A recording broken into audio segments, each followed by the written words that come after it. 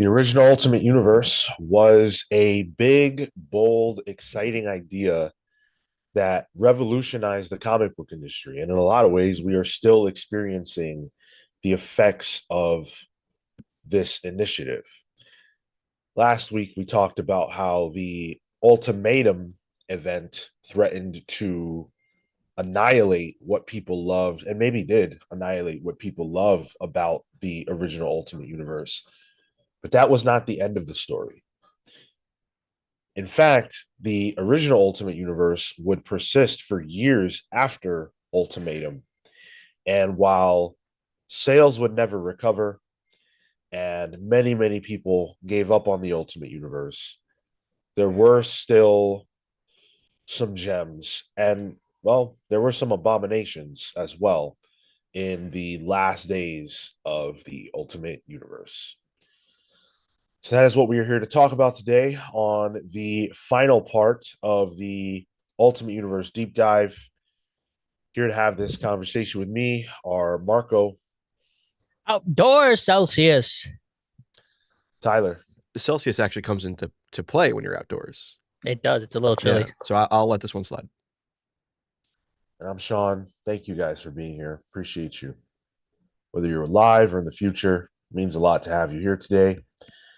And I hope that you enjoy this show.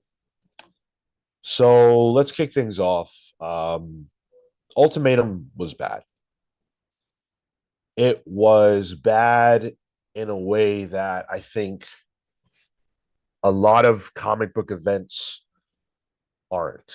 I think most comic book events, like if they're not good, are forgettable. Like, you move on. Wow, that was crazy bad. All right. We'll keep living our lives. Like you take any modern event that you didn't like, Blood Hunt, Night Terrors. You could say anything you want about them, but how badly did they affect the line of comics that they're a part of? Minimal. We kept it trucking. Yeah, like the most that what Blood Hunt did afterwards was like there would be some vampires around that would be some lingering plot threads. It didn't kill off half the cast of the Marvel Universe. Well, what I'm talking about is the cascading effect of people's unhappiness with Ultimatum as a story, as a just whatever. It really annihilated the sales of the Ultimate line in a way that it never recovered from. So I'm making the direct correlation between people's unhappiness with Ultimatum and them giving up on Ultimate Comics altogether. Yeah, line as a whole. Yeah. For its part, Marvel didn't give up on Ultimate Comics. This was all a plan. They intended to, well, I don't know if they intended to piss people off as much as people were pissed, but they did intend to kill a majority of the cast and sort of, have this Phoenix-like resurrection for the Ultimate line with Ultimate Comics. And this was a line of books that brought back Mark Millar. Jeff Loeb was still involved. Obviously, still had Bendis. We talked about the death of Spider-Man, which takes place in this era. We talked about it last week, so we won't belabor it. This was about a 2-year period of books that didn't really connect. Ultimate Comics, New Ultimates, Ultimate Comics Avengers, and Ultimate Comics Spider-Man. Obviously, Ultimate Comics Spider-Man was good, but the other two, they just didn't have it. They just didn't have it. Have you guys ever read that stuff? I wasn't even reading at the time. This was my chance to pick up Ultimate Comics Spider-Man. That's what that was. Is this the Lo Fuente one? Yes, I Yeah, believe so. yeah. Because I remember the trade dressing for it. And I liked that stuff. That was like, oh, here's my end finally. That at least in terms of the publishing did what it was supposed to do, and it got me there. I did not care about. It was Ultimate Comics Avengers, right? It wasn't even Ultimates. Yeah, it wasn't Ultimates. Yeah. So I wasn't. Yeah, I was not interested in that. I had enough Avengers going on in the main line, And trust me, there was a lot of Avengers back then. And it was Ultimate Comics X-Men as well, right? This is what Jimmy. Not yet. Yeah. No, didn't read that either. So it got me 33% of the way. Yeah, likewise. Not an era that I've touched outside of some stuff we might do for the book club. Yeah. For this, I reread select books from this era. I read the Ultimate Comics New Ultimates, Jeff Loeb, Frank Cho. Mm. Look, it's not as bad as Ultimates 3, but it is dreadful. Like, if you thought Ultimatum was dreary and bleak and depressing, New Ultimates does not change away from that. Every character in that book is angry. Every character in that book is dealing with some form of grief or loss, but it's not dealt with in an interesting way. It's just a fact. It's just a book about people reacting to grief. And there's nothing to be said about grief. There's nothing to be said about how to handle loss. They're just beating the shit out of each other because they're bummed out. And Having a moody moment. yeah, I'm a Frank Cho guy. I like Frank Cho's art a lot.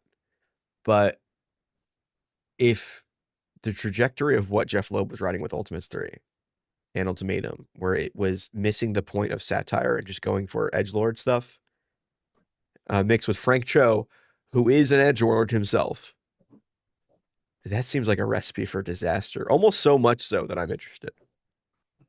One thought that I had while I was reading the book, actually, as someone who does enjoy Frank Cho, was that I actually thought it brought Frank Cho down. Really? It wasn't particularly good, Frank Cho, in my opinion. I've seen much better work out of him. So to be honest with you, I wouldn't even go back for that reason.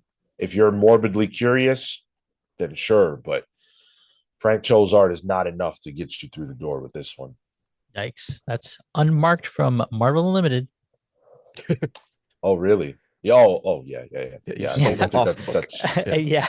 That's for the best. I've saved things in preparation for things. That's one that's off now.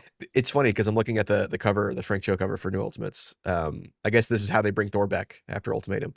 But that costume, the Cap costume, is almost identical to Hydra Cap.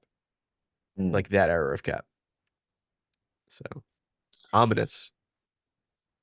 Yeah, Black Panther for some reason can't talk.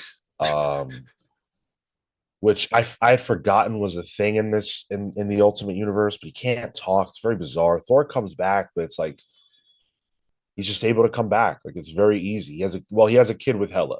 He gives her a kid, and then she's like, all right, you can go back. But Valkyrie dies, and then Thor's mad because it's a very bad, wonky story. And they throw Khazar and Shanna, the She-Devil, in this too, it looks like. For whatever reason. It's just all white people with long hair. That's the whole book. And the only black guy is a mute and in a costume. He's the dopey of the Seven Dwarves here. He can't talk. Oh, no. It's very, very bizarre comic. And the only note that I wrote for this was, why is Jeff Loeb still here? Did sales not speak? Yeah, like, I don't even mean that in like I'm anti Jeff Loeb, not in any way, shape, or form. Just like from a business standpoint, after what Ultimatum was, and I get that he was told to do it, but I don't think it had to go the way it went.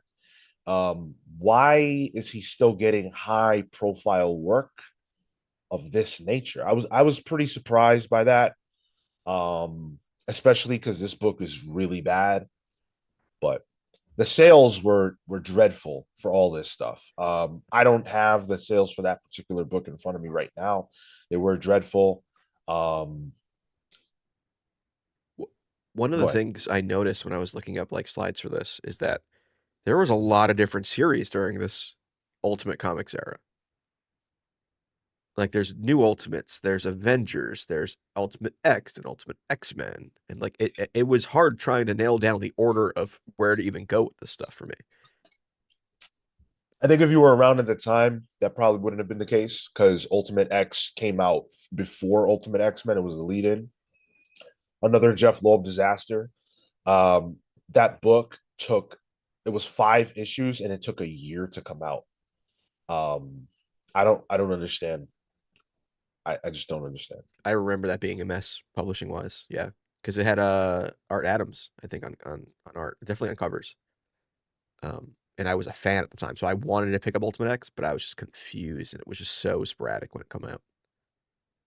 Yeah. But that did lead us into a new era. So Miles or Peter dies. We talked about Death of Ultimate Spider-Man last week, so we won't belabor it. But Peter dies, and the Ultimate Comics universe is reborn. That gives us a whole host of new books, and I think this era of Ultimate Comics is much better and more interesting. It's probably the place that Joe Quesada and even Jeff Loeb and everybody were looking forward to getting to, um, because now the fruits of the ultimatum labor are starting to be apparent. The Ultimate X-Men it's written by Nick Spencer, which a lot of people have Oh, opinions about Nick Spencer. I happen to like Nick Spencer, and I thought this was a pretty good era for him. Brian Wood was also a part of it. You had Paco Medina on art, Carlo Bart. Like it's a good creative team. And it brought in Johnny Storm and Iceman, right? I like brought Iceman back on the team, who was kind of like Yeah, away with Spider-Man for a bit, right? Johnny Storm was living with Spider-Man after Ultimatum, uh, and he's thinking he's a mutant too because now people know that mutants are just like science gone wrong, and he's science gone wrong. So he's just like, well, I'm a mutant too. it's Jean, co-opting. Stolen yeah, valor, jeez. Jean Grey changed her name and dyed her hair black and was going by, I think the name was Karen Grant. She completely switches it up. Kitty Pryde becomes the leader. It's a very interesting and unique era of X Comics. And Kitty was also prominent in Ultimate Spider-Man, right? Oh yeah, Yeah, Kitty was a love interest, I think, for oh yeah. Peter. Yeah. It's weird how like the mutants that were part of Ultimate Spider-Man kind of get to do this book in a weird way. Also, before we go on, I do want to make sure, since I thought of it, after this deep dive is over, we have a massive announcement to make. We teased it on Thursday during Pals Pulls. I'm telling you again, do not turn that dial for all of you old heads out there. You are going Well, to want to hear this announcement. I guarantee it. It's very exciting stuff. don't reach for the remote. Yes, please don't. Hurricane gave us the 5 CAD. Thank you, man. Q for the panel. What do you consider the most influential and or impactful comic book of all time? Brother, that is a massive question. Give us a little bit of time to answer that one. Marco, or someone, if you could write that down and we can answer it I have after I have a deep gut dive. reaction to it, yeah, but for sure. Because it's just going to lead into like a whole debate, not Yeah, debate, but let's like do it after the main conversation. topic. Yeah. Yeah. Common Sense with the 199. Correction, Tyler. First was Ultimate X. Yes, thank you, Common Sense. And Common Sense with a 499 says, remember the Blob had a son, Teddy. He was recruited by Quicksilver, but Teddy does not appear in later comics. Wasted story of Liz's half brother. Yes. Liz Allen is the daughter of the Blob, and she has a brother who's more Blob like, but then they don't do anything with him. Wow. It's a very strange era in that regard. But yeah. Also, I did my apologies. I did neglect to put up the goal for us to play the goat game later. So I'll put it up now. We already got 2 super chats that would have contributed to it. So if we miss the goal, I guess we'll just count them and do it anyway. But hopefully we make it because it's been fun getting to play that week in and week out. Go ahead. I was say I put some weird ass characters on that randomizer, so things could get funny if we do the goat game. Even more. I put characters on there that I know neither of you have ever heard of. Oh, That okay. But there's enough to just wing it. All right. Why am I having trouble putting this poll up or this goal up? It's not letting it go through. Yeah, if you give it a shot. Miles Morales, though, is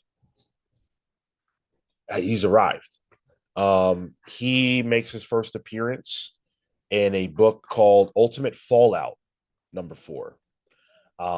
And this was a sales whatever, quite frankly. All the Ultimate books really at this point are sales whatevers. To take you through a sales timeline till we get to that point, Ultimate Avengers versus New Ultimates debuted at 20th in sales in February of 2011.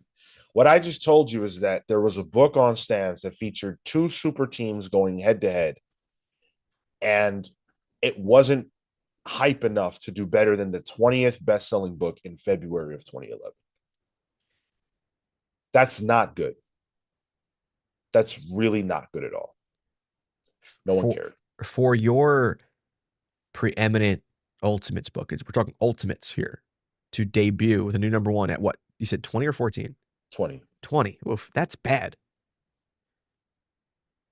That's just not good in any sense of the word.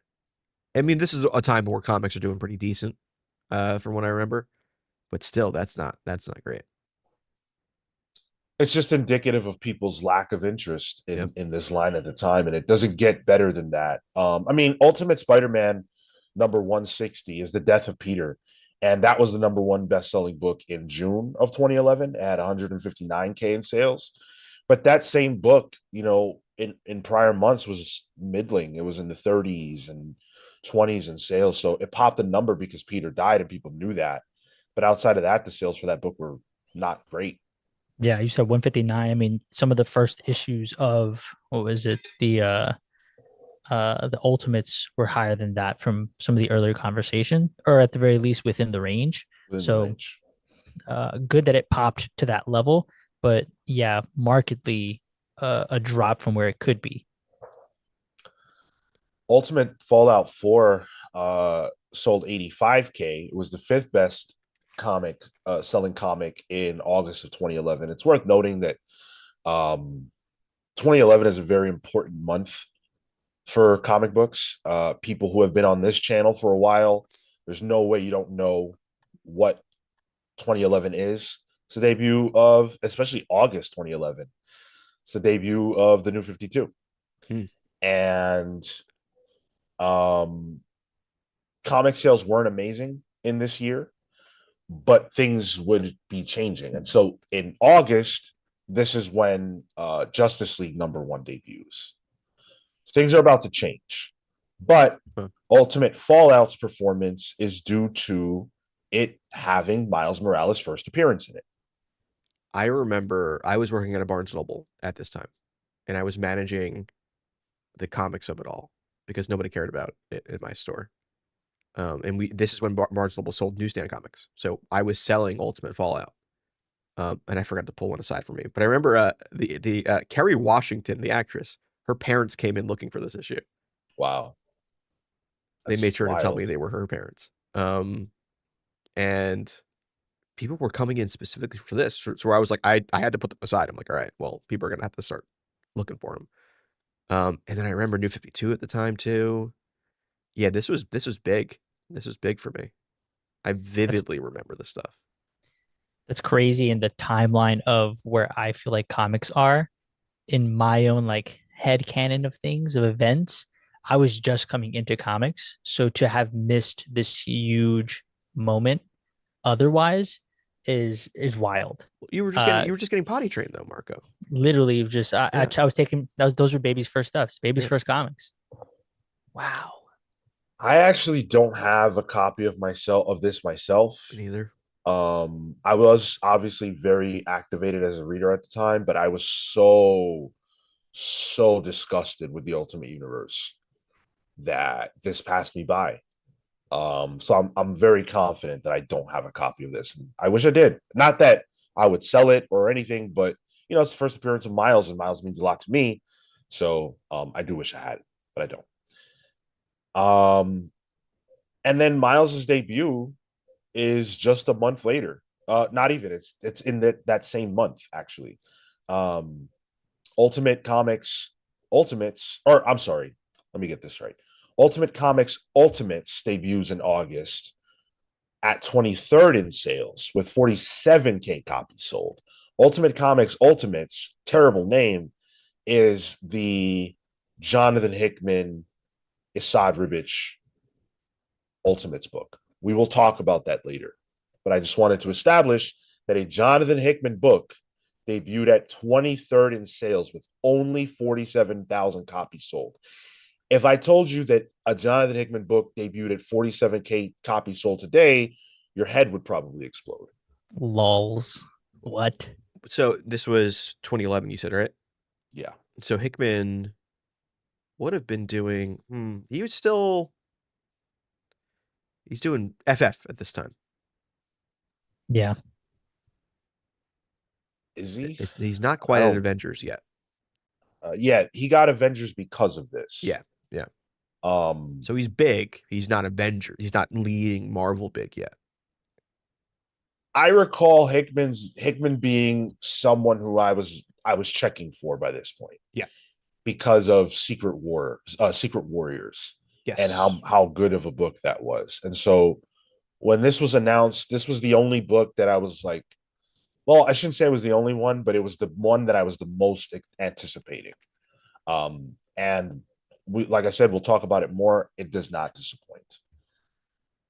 Matt Fisher dropped $1.99 on us. Thank you. And says sup, and leaves us a what is that? A turkey? A rooster? Sup, turkeys. Oh. Is that some jive he's speaking? Matt, I'm not a turkey. None of us are turkeys. I actually like eating turkeys. Oh, dude, not my favorite. Too much tryptophan makes you sleepy. I don't mind that. Just it's not the flavor I want sometimes. Zari, yes, we did see that Dan Slott commented on our video. Yes, and I am glad that is very exciting for you. I mean, I guess it's exciting for me. I'm a fan of Dan Slott. I don't remember saying anything negative about him in the video. I don't think we did. I think we might have said some negative stuff about Spider Boy, but who hasn't? Yeah. At the very least, release wise. Yeah. And let me just say, all respect. I think Dan Slott's amazing. Yeah. I would love to have him on the channel. So no beef with Dan. But if you watch videos based on your characters or based on books you've written or whatever, and you hear something that you don't like, and then you say something to the people who made the video, if they didn't disrespect you, I think that's weird. And I'm not saying what he said is weird. He didn't say anything weird at all. He was fact-checking. Yeah. Yeah. But in that context, that would be a weird thing to do. And there are a lot of creators who do that. So, and again, he did not do that. I like Dan a lot. Yeah. Silver Surfer by Dan Slott. Primo. Oh, yeah. Ultimate Hawkeye. Ooh. Debuted at 55 with 30K in sales. So I'm really just trying to paint a picture for you guys that these books are not selling. Nobody cares. Okay. They don't care. And then Ultimate Comics Spider-Man debuts at 9th in sales in September of 2011 with 87K copies sold.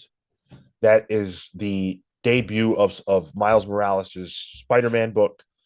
I don't hold that against this book because in September of 2011, the New 52 really kicked off. That's the month where they dropped 52 books or something like that. I think they dropped all their books in that month. Yeah. And so you're not really competing with that. 87K copies sold in 2011 is pretty good, but you couldn't beat what DC was doing. So fair play. On the other hand, Ultimate Comics X-Men debuted at 22nd in sales with 62K copies sold. Think about where the original Ultimate X-Men debuted at. That was the number one selling book that month with nearly three times as many sales as this version. That it is now, it is a decade. A decade has passed. We have talked about over a decade of comics, but still, the goodwill is so far gone that people don't care that there's a new iteration of the X-Men on stands, which seems crazy. Matt Fisher with the 199. New 52 deep dive next month. Dude, thank you.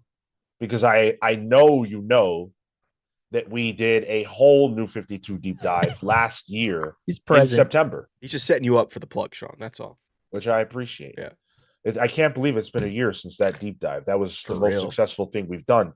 But yeah. And it's all out there and compiled and everything else.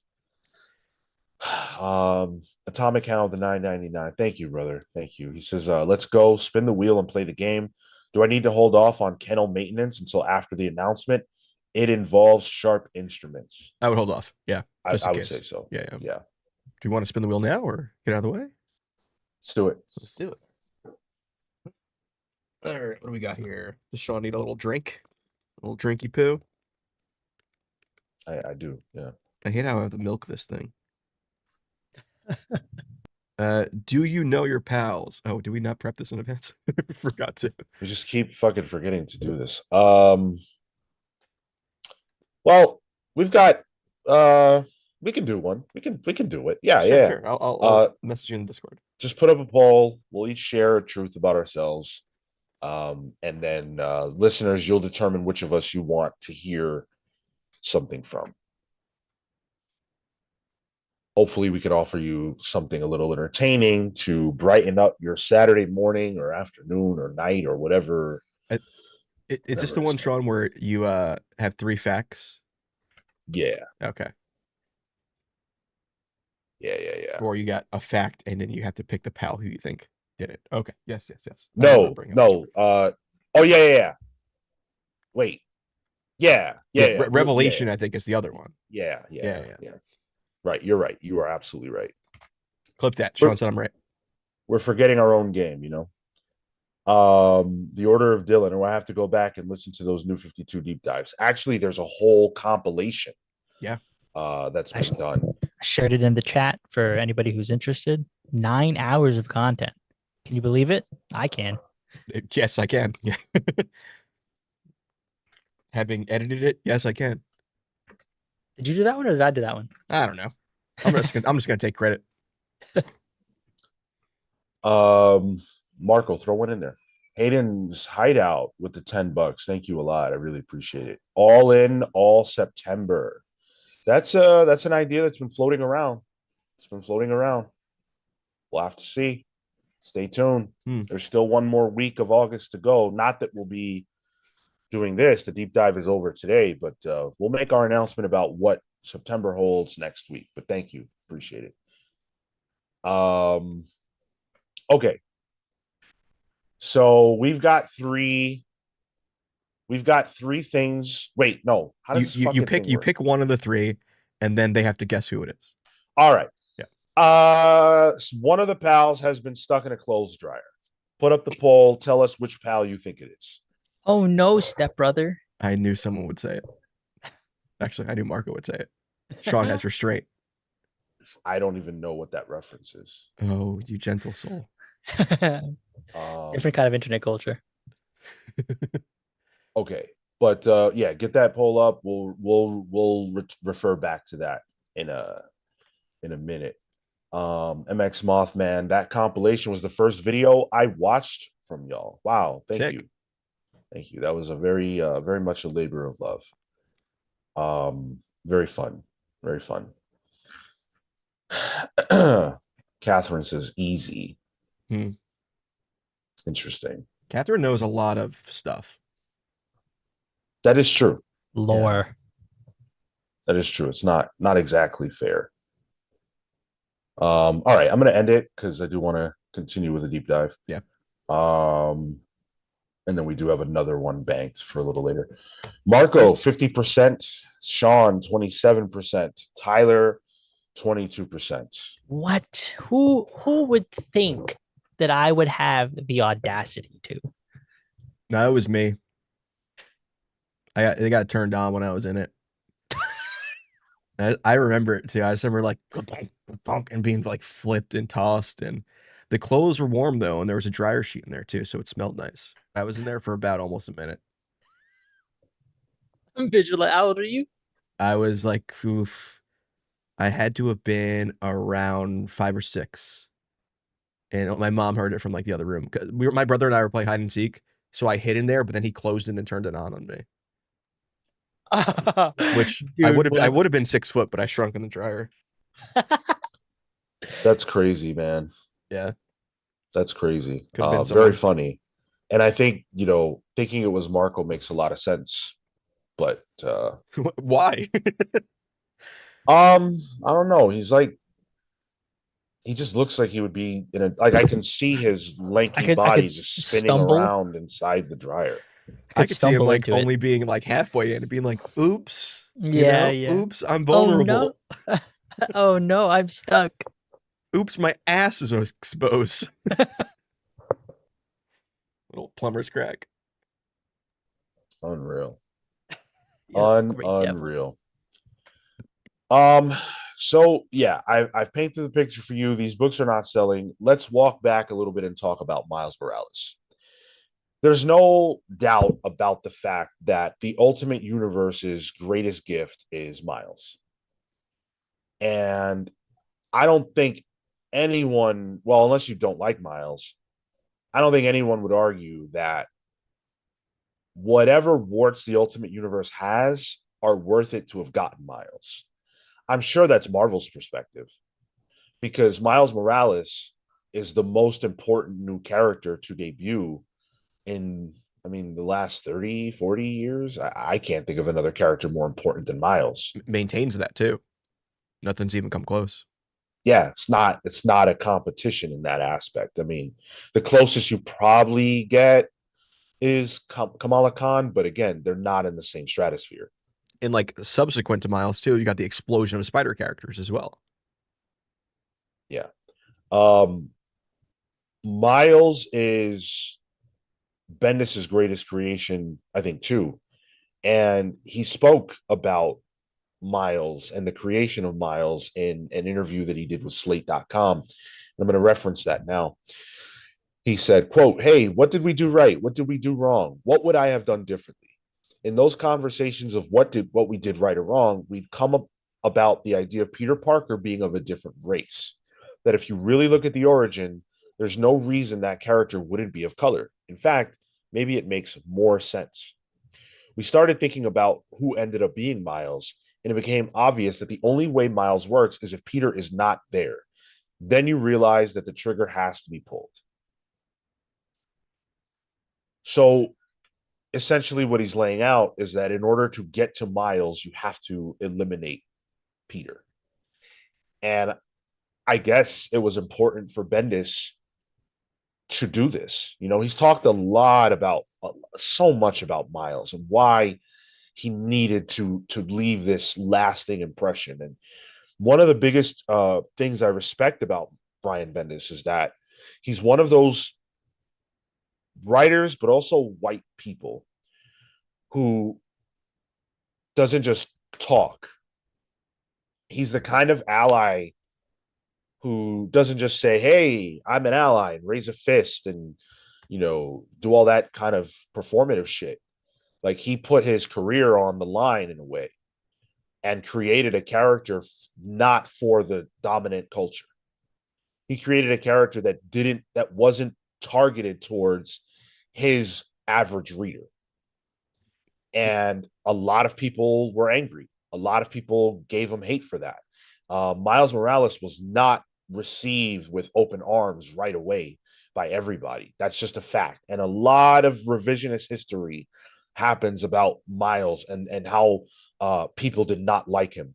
And you know what? There's probably some people who can hear my voice right now who were a part of that. And if you were, own it, because it's the truth. There was a lot of discussion like how it was just temporary. Like, oh, this is going to be an arc. This isn't actually what's happening. And this would have been around like Trayvon Martin era too, in terms of like the public consciousness of what's going on. So the internet was a shitty place to be. Okay, not was, is, but I remember it being shitty back then too. Because yeah, people did, push back against this.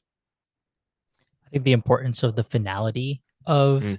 Peter is emblematic, one, of the Ultimate Universe, in that, especially for people who'd been following the line, it has experienced death, has experienced all of the things that happened.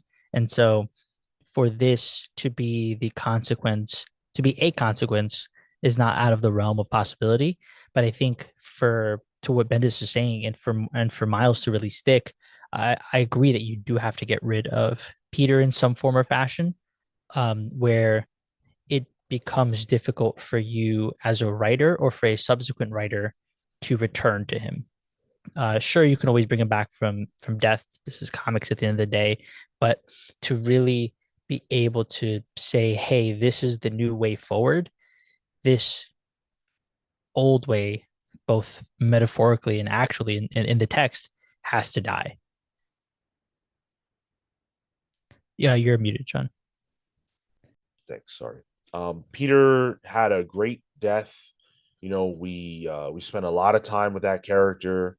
We love that character, and I get there being, I guess, frustration or fear or whatever about him dying. But the reactions, there were reactions that were based on, wait, my favorite character died. Whoever's taking his place, I would be upset with, and that jives with me. I feel that because that's regular comics fan stuff. I totally get that. The race angle of it, Miles being a black Hispanic character, there were a lot of people who were mad about that, and that part of it I can't abide. You can be upset that Peter's gone, but not upset about who is the new Spider-Man. You know what I mean? And I think choosing Miles was in line with the original vision for Spider-Man. The idea that anyone could be under that mask and it can represent anyone and people can see themselves in Spider-Man is built into the DNA of the character, which Bendis understands. Well, I think also the fact that a New Yorker, right? Like that also feels close to home. Um, being a Latino kid in the city, right? Cool. That tracks 100%. Yeah, yeah, absolutely. Um, those early Miles comics are really good. Really, really good. Bendis's magic is still there. He's, clearly doing something with this character. And I read that stuff back very recently, and um it feels similar to the OG Ultimate Spider-Man. It's different. He's 12 years old, 13 years old when he debuts. He's, a lottery winner. That's how he gets into the school that he's in, this great, like preparatory school. And it highlights the inequality of life, that this kid is lucky. He's lucky to be able to get a good education. And maybe unlucky to be bitten by the spider that he's bitten by. But it's a story that I really think is fantastic. Sarah Pacelli on the art, Justin Ponzer. I said it last week. Justin Ponzer is the star of this era of Ultimate Comics. Oh my God. If you haven't read books with Justin Ponzer's colors, you're missing out. We really lost a future legend with Justin Ponzer. Like, you don't get it. This dude was amazing. Well, him and Pacelli on the book is what jumps out to me when I think back on it. Like, Pacelli's ability to draw facial expressions was unmatched at the time. That's what we're like even like Genki and Miles's mom, like there was acting in this. Yeah. It really solidified who these new, like, because yeah, Miles is new, but his whole cast is new characters too. So it's a whole new world we're in, and it really kind of brought the character into the book. Yeah, yeah, you're completely right. It felt fresh. It felt very Yep. fresh. And to me, um, I was with my friend's kids the other day, and they're young Spanish kids. And now, when Miles was created, one of them, none of them were alive. Yeah. But now, one of them is 13, and the other is 9 or 10. And I asked them, um, who's Spider-Man? Like like what characters do you love? And who's Spider-Man? They both happy. Miles, Wow. um, they deeply love Miles Morales across the Spider-Verse, beyond and into the Spider-Verse. Like they can say lines from the movie. They love the music, and like that character really impacted those kids. And they probably would have loved Spider-Man anyway. Sure. Because their dad thinks comic book characters are cool, and they would have found them regardless. But now they have a Spider-Man who has a background that they can relate to on some level. And if as a kid Peter was important to you because you could see yourself in him, and you're a white person, and I'm not trying to make this like a us versus them or a race issue on any level, just follow me. Understand that a part of it, a part of it is that he looks like you. Mm-hmm. Just a part. And when you grow up and every character who you aspire to doesn't look like you, it's like, well, gosh, I can't really see myself in them. And you still have to love who you love. I grew up loving Peter Parker. You still do it. But when you can love them and you can see yourself in them, it hits different. It hits different. It's as simple as like I can wear the costume more comfortably, if that makes any sense. Like I can more easily adapt to that. I think there's a lot of validity to that. And to the point that your kids know, those kids know Miles first. That's just media exposure. Again, Yeah. I've mentioned in the past as we've done this, the Ultimate Comics deep dive. For me, Black Nick Fury is my first touch point. That just makes sense, and that just is because of the exposure that we've had. And I think there's something to be said, like, even though like my first Spider-Man was obviously Peter Parker, like all three of us have Latino blood and are from New York, So I think I can maybe speak for us and say that, like there was something special seeing somebody swinging around, not Manhattan proper, but, uptown with Puerto Rican flags around. I was like, fucking hell yeah. Yeah, I think 100%. the game actually really brought it home for me. Once I saw that actually moving around, I was like, wow, that's really, really, really cool. For the, what is it, in the movie, and I feel like I remember a specific moment where we talked about it, but Into the Spider-Verse, where Miles he's like not doing good in school, and his mom gives him a look. Dude, I know what that look is. Easy, easy. I'm dead. That's it. I'm cooked. On that review, I feel like we related a lot when we talked 100. about some of those things. Yeah. Yep. Where's Miles? He's in the Heights, or is he in Harlem? The Uh, Heights. is he in the? No, he's not in the Heights. Is he? No, He's not in he's. the Bronx. I thought he was in Brooklyn or Queens. Oh, Brooklyn. You're right. It's Brooklyn. Yeah. Yeah. Because Peter Parker would have been around the Forest Hills area. Right. Yeah. If I'm right. Yeah. Which is very different now. Dude, so different. And a little hard to relate to, I would say. Emancipating Poet asks us, I have a question. I wasn't big into comics. Was Death of Spider-Man as impactful as Death of Superman? No. it's very much like if you know anyone's a wrestling fan, um, once you find out that wrestling is fake, you have a decision to make, and nothing will ever be the same again. And there was that breaking point in the 2000s where everybody kind of figured it out, and then now all of a sudden no one was watching wrestling. The ability for people to invest in the death of a character was gone because the trick had been pulled and the wool was no longer over your eyes. So once it happened with Death of Superman and he came back, it was like, all right, whatever. Like, this is just how it is. The only other time we had something close to that was Captain America's death. Probably because he's called Captain America, and it was like if it was like, oh my God, the death of America, like it's a big deal. But even that wasn't as big as the death of Superman, and nothing will be again. No way. Yeah, that just redid the comic book industry, you know, and was emblematic of the bad parts of the 90s in comics. Whereas I think maybe narratively speaking, Ultimate, you know, Miles Morales, all that might have a longer effect narratively, but not in terms of the impact on comics. And Order of Dylan makes a good point to it. It's also not it's not Peter Parker like 616 Peter. It's Ultimate Spider-Man. So it's not as big of a situation, especially for non-comics readers.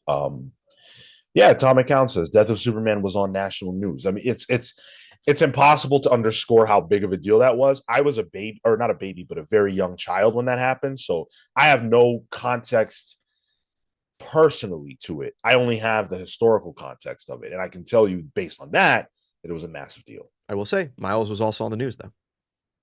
This did, of course, he was break through for sure. Yeah, of course, he was. I mean, Fox News definitely did something about this. From a news perspective, do you feel like the news of, and we weren't there for Death of Superman, but something like a Captain America death is more comparable? That was on the news, that had coverage, that had implications. Yeah. Ted H with the $10. Thank you, Ted. Really appreciate it. Waiting patiently for the big news. Thank you for waiting. I think you will feel that it's worth it. I hope you guys do. It's a big deal to us, and I think you guys will really, really appreciate this news. Yeah. Super Job says, is your news bigger than the death of Superman? I think so. It's on that level. It's in the conversation. In fact, I'll announce it right now. We're going to be killing Superman, actually. Make sure you're sitting down. Yeah, the summer Superman is done. You paid full admittance here for a whole seat. You're only going to need the edge. Was Laura on the news when she became Wolverine? No. Probably not. No. They probably didn't even advertise the book in the comics. No. Jay Sage with a £9.99. Thank you. Really appreciate that, dude. Even as a POC, even as a person of color, I never realized how much it meant to me to see people of color till I saw some. I love Johnny, but when I was introduced to Sunspot, holy crap. Same with Connor, Hawk, and Blue Marvel. Yeah. Look, when Luke Cage became a prominent piece of New Avengers, that was a big deal to me. And like, I guarantee you at the time, I wasn't like, oh, shoot, a black. I was just like, oh, wow, this character is really cool. And I really like him. And, oh, wait, he's a black dude. He's not supposed to be in a position like this, but he is, and it's cool. That was the way it felt. Whenever Bendis does these things, it doesn't feel like pandering. And a lot of people have tried to put that on him, but that's not what it is. No. He doesn't write, like Miles doesn't speak hood. He's not sagging. You know, he's not dealing drugs. Like it deals with aspects of that as like his uncle, you know, is a criminal, and his father has a criminal past, but that feels real. It doesn't feel like he's doing it because it's stereotypical. And Bendis did it multiple times in his career. You know, Bendis did Riri Williams in All New, All Different. He did, I would argue, Jessica Jones, bringing her into the spotlight as a non-traditional female superhero. Also similarly. So Yeah. he definitely walks the walk. Yeah. Absolutely. We're halfway to the goal for today, by the way. Thank you. What? You said person of cover earlier, and I was like, is that like a comic book fan who just buys a lot of variants? Interrupted me for that. Yeah. Um, so Miles was a big deal. And you know, the sales of the book don't stay good, unfortunately. They kind of, flounder off. But all the Ultimate books do. There's not excitement about them in the same way. Mark Millar by 2011 is not the same. Like we weren't talking about him the same way as we were in the year 2001, 2002. By 2011, now Mark Millar has kick ass, and there's a lot of people who really love that stuff, but he's also shown that he's gonna do the same things over and over again. He's going to make rape not jokes, but there's going to be implications of that in his books. If you're not cool with that, tough shit. He likes it. There's going to be absurd, over the top violence. If you don't like that, tough shit. That's what Mark Millar does. But there was a changing that was happening in the climate of not only the United States, but just comics culture. And that stuff wasn't in the same way that it had been even just 4 years before. And uh, I don't think people were checking for him in the same way. So that's, in my opinion, why he didn't really get a lot of big two work after the fact. And also, he was doing his own thing and very successful with Millar World. So he didn't necessarily need their work anyhow. Yeah. The I feel like the palatability of people for certain things and for certain topics, because the way I remember Mark Millar is a writer who has come out of Marvel for doing, you know, more on the edge, on the fringe things, and therefore was putting out independent books, was doing stuff on a Dark Horse or at an Image Comics, because those are the things that he was, too tough for the Marvel books at the time. But as I was coming in as a new reader, that wasn't something that I was looking for retroactively within Marvel, only moving forward. Yeah. Yeah. I just he lost the sauce. So it's you know, comics had changed a lot. The Ultimate Universe changed comics, and then the Ultimate Universe became old. Like, Yeah. if you handed someone almost any comic from the Ultimate line that came out in 2009 and said, "Hey, this is the Ultimate Universe. This is where you go if you don't want all the continuity and you want new and fresh," they would say, well, "What the fuck are you talking about? Why is Nick Fury black? Why is Peter, or why is Black Widow dead? Why is Cap a dick? Like, there's all these things that you wouldn't have context for that have already happened. Why are half of the heroes that I enjoy dead? Like, so many things have happened that you would have no context for. The Ultimate Universe was now a slave to continuity in the same way that mainline had been. In fact, at this point in time, it feels like it's even more a slave to it. It's always dealing with itself. Always. Ultimate X-Men is only a reaction to Ultimatum. Ultimate Spider-Man with Miles is not only a reaction to the death of Peter, but it's a lot of that. He's only Spider-Man because Peter died. The only one of these books that feels like you can read it raw is Ultimate Comics Ultimates by Jonathan Hickman and Asad Ribic and Dean White. Tyler, have you ever read that? I haven't. No, I haven't. One thing that jumps out to me, though, is how MCU it looks on the cover alone. I mean, 2011, right? This would have been right before Avengers 1. So MCU was in full gear at this point. We had all our solo movies. So there was a public consciousness for these characters that I would say at this time, maybe the main line reflected better than Ultimates, because Ultimates had its own continuity at this point. But I didn't read this Hickman Ultimate Avenger stuff, so I could be wrong there. Yeah, I mean, I definitely feel like this is just more, you know, I don't think that I think they're still doing their own thing. I don't think that there's a connection to the MCU yet. This book is insane. If you are a fan of Jonathan Hickman and you have not read Ultimate Ultimate Comics Ultimates, you have fucked up. It is a breath of fresh air in this era, that this line desperately, desperately needed.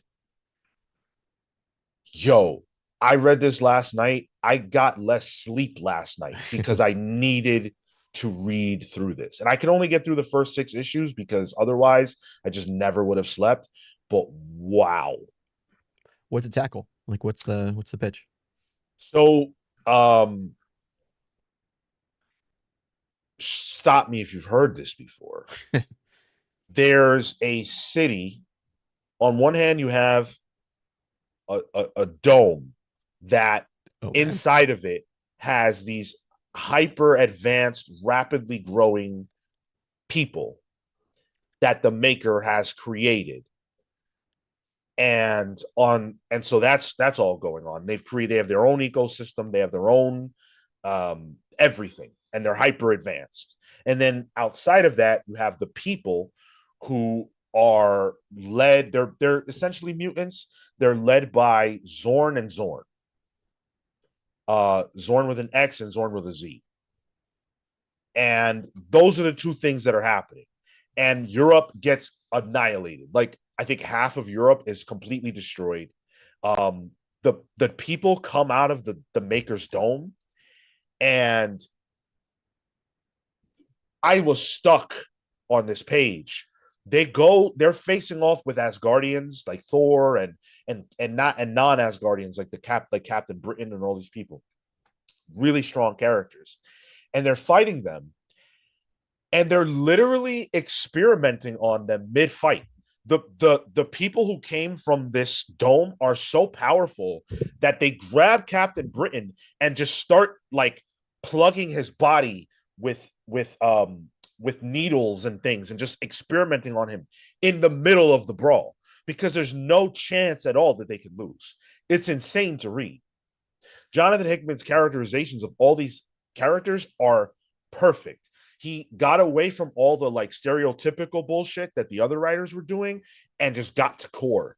And he put them in a plot-based situation that's insane and forces them to deal with insurmountable odds. And you believe that there is nothing they can do. The Maker his plan is flawless. And when he reveals, because you don't know that the Maker's Reed.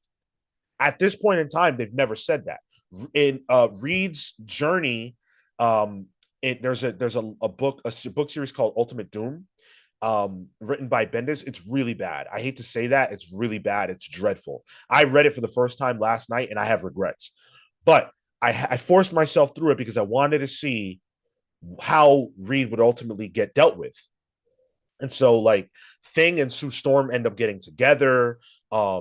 Human Torch blasts Reed's body so he gets his face burned and he looks a mess. That's why the Maker looks how he looks. And then that's it. And he's gone. You don't see him again. And then he's here and you don't know who he is. And he reveals himself to Thor because he captures Thor. And he says, I want you to do something for me. I'm not going to kill you. If I could have, I would have. I'm not going to kill you. I want you to do me a favor. I want you to go back to your people and I want you to tell them that we're going to leave them with the rest of Earth. They can have it. We're going to have this space that we've carved out for ourselves. If you come here, we'll kill you. But also tell them this. I was right. And he unveils his mask. And it's Reed. And Thor is gobstruck. What the fuck? I thought he was dead. What is it? So is the Maker a Hickman creation? Evil Reed Richards isn't, but the Maker is. Sure. The way we understand the Maker, yes. Interesting. And that the story seems a lot like what happens in X-Men with the room that Sync and Wolverine go into. It's got a bit of current Ultimates Hmm. with the dome involved and the Maker involved. Interesting. This is almost like a prehistoric version of everything else that Hickman's stuff becomes later on. Well, Hickman's done this 4 times. Yeah, he loves his little hyperbolic time I guess chambers. so. Yeah. Yeah, he's done it 4 times. He can't help himself. And I couldn't help myself in reading this either. I will finish reading this because it's just that good. It's the only Ultimate book that I'm going to finish after this deep dive ends. I really encourage you all to check at least the first 6 issues. This is crazy good. Is it all Rebic? No, No. Okay. There's another artist there's a few. I pulled it up just to see what I see the extent of Pacheco, all this. Sandoval. Yeah, Peterson, Ross, Geis, Kirk. hold on. They're not all a part of Hickman's period with the book, I don't think. Are they? Hickman is just Assad Ribic and Yeah. then Luke Ross because Hickman's only on until issue 12. Yes. Then it's Sam Humphries and then wrapping it up is Joshua Fialkov. Yes. We're- So go ahead. Where does Hickman go in the Ultimate Universe? Because there is a Ultimate Marvel by Jonathan Hickman book that's out that has other artists on it. So I'm assuming he does more than just Ultimates. I don't remember the rest of what Hickman does in the Ultimate line, but he leaves this to do Avengers. So I'm pretty confident this was his last Ultimate core book. Got it. It's that collects Ultimate Thor 1-4, Ultimate Comics Hawkeye 1-4, Ultimate Comics Ultimates 1-12, then Ultimate Fallout 2-6. Okay, that makes a lot of sense. And Ultimate Hawkeye and Ultimate Thor were also really good. Their sales were dreadful, but the books themselves were good. Chop Art Alchemist with a $4.99. Thank you, brother. Hope you're doing well, man. Miles is my son's Spider-Man, and the movies have been a mainstay in our house for me at work. Ultimates is worth it for Miles alone to my family. That's awesome. Sick. It's awesome. Yeah, I could do a deep dive on just this book. I can't sing its praises enough. It is everything I'm saying it is and more. Shit, I might have to check that out. I do love the Maker. I do love the Maker as a character. He's one of my favorite reinventions in comics. The funny thing is, you haven't even read The Best Maker. You're talking about Al Ewing's New Avengers with Squirrel Girl, right? It's the worst Maker.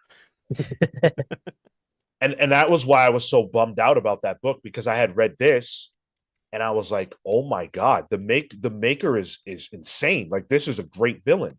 And when he transferred over to mainline after Secret Wars, I was like, yes, he's the next big bad.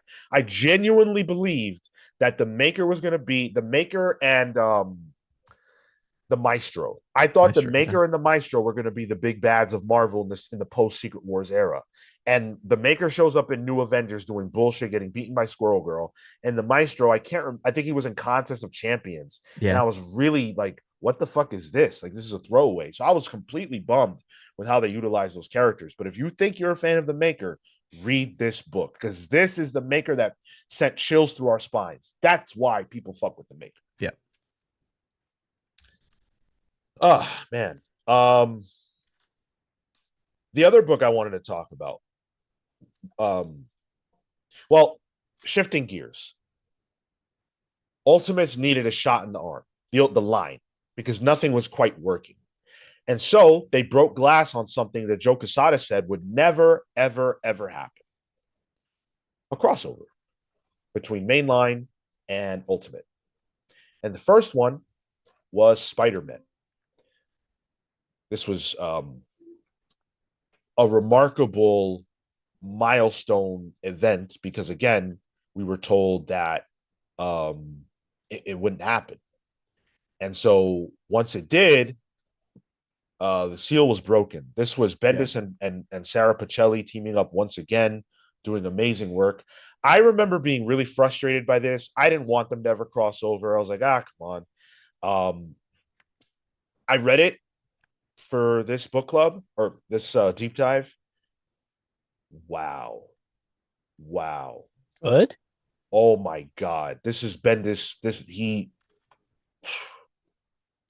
Issue 4 of Spider-Man broke me down because Peter. So for those of you who don't know, mainline Peter gets sucked into a portal that Mysterio created, and it takes him to the Ultimate Universe. That part of it, dumb.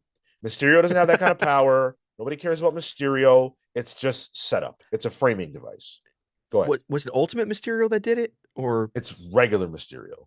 he's an illusionist? It was what it was whack. It was whatever. I guess. Yeah. But it allowed for Peter and Miles to meet.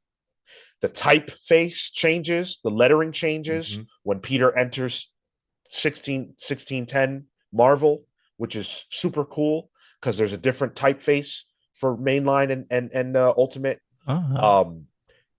But issue 4 is that's the showstopper. That's the tearjerker. When mainline Peter meets Ultimate Aunt May and Ultimate Gwen. And she sees him and she says, wow. She says, I made the right decision. I made the right decisions in my life.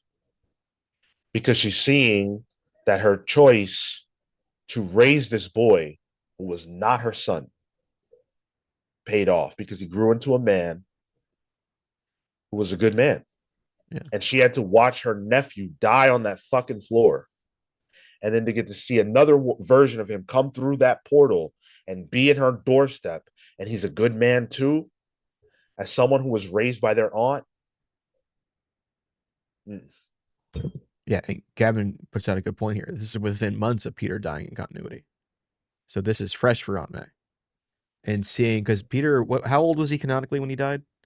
15, 16? It would have been 17, 18. He was 16 at issue 5.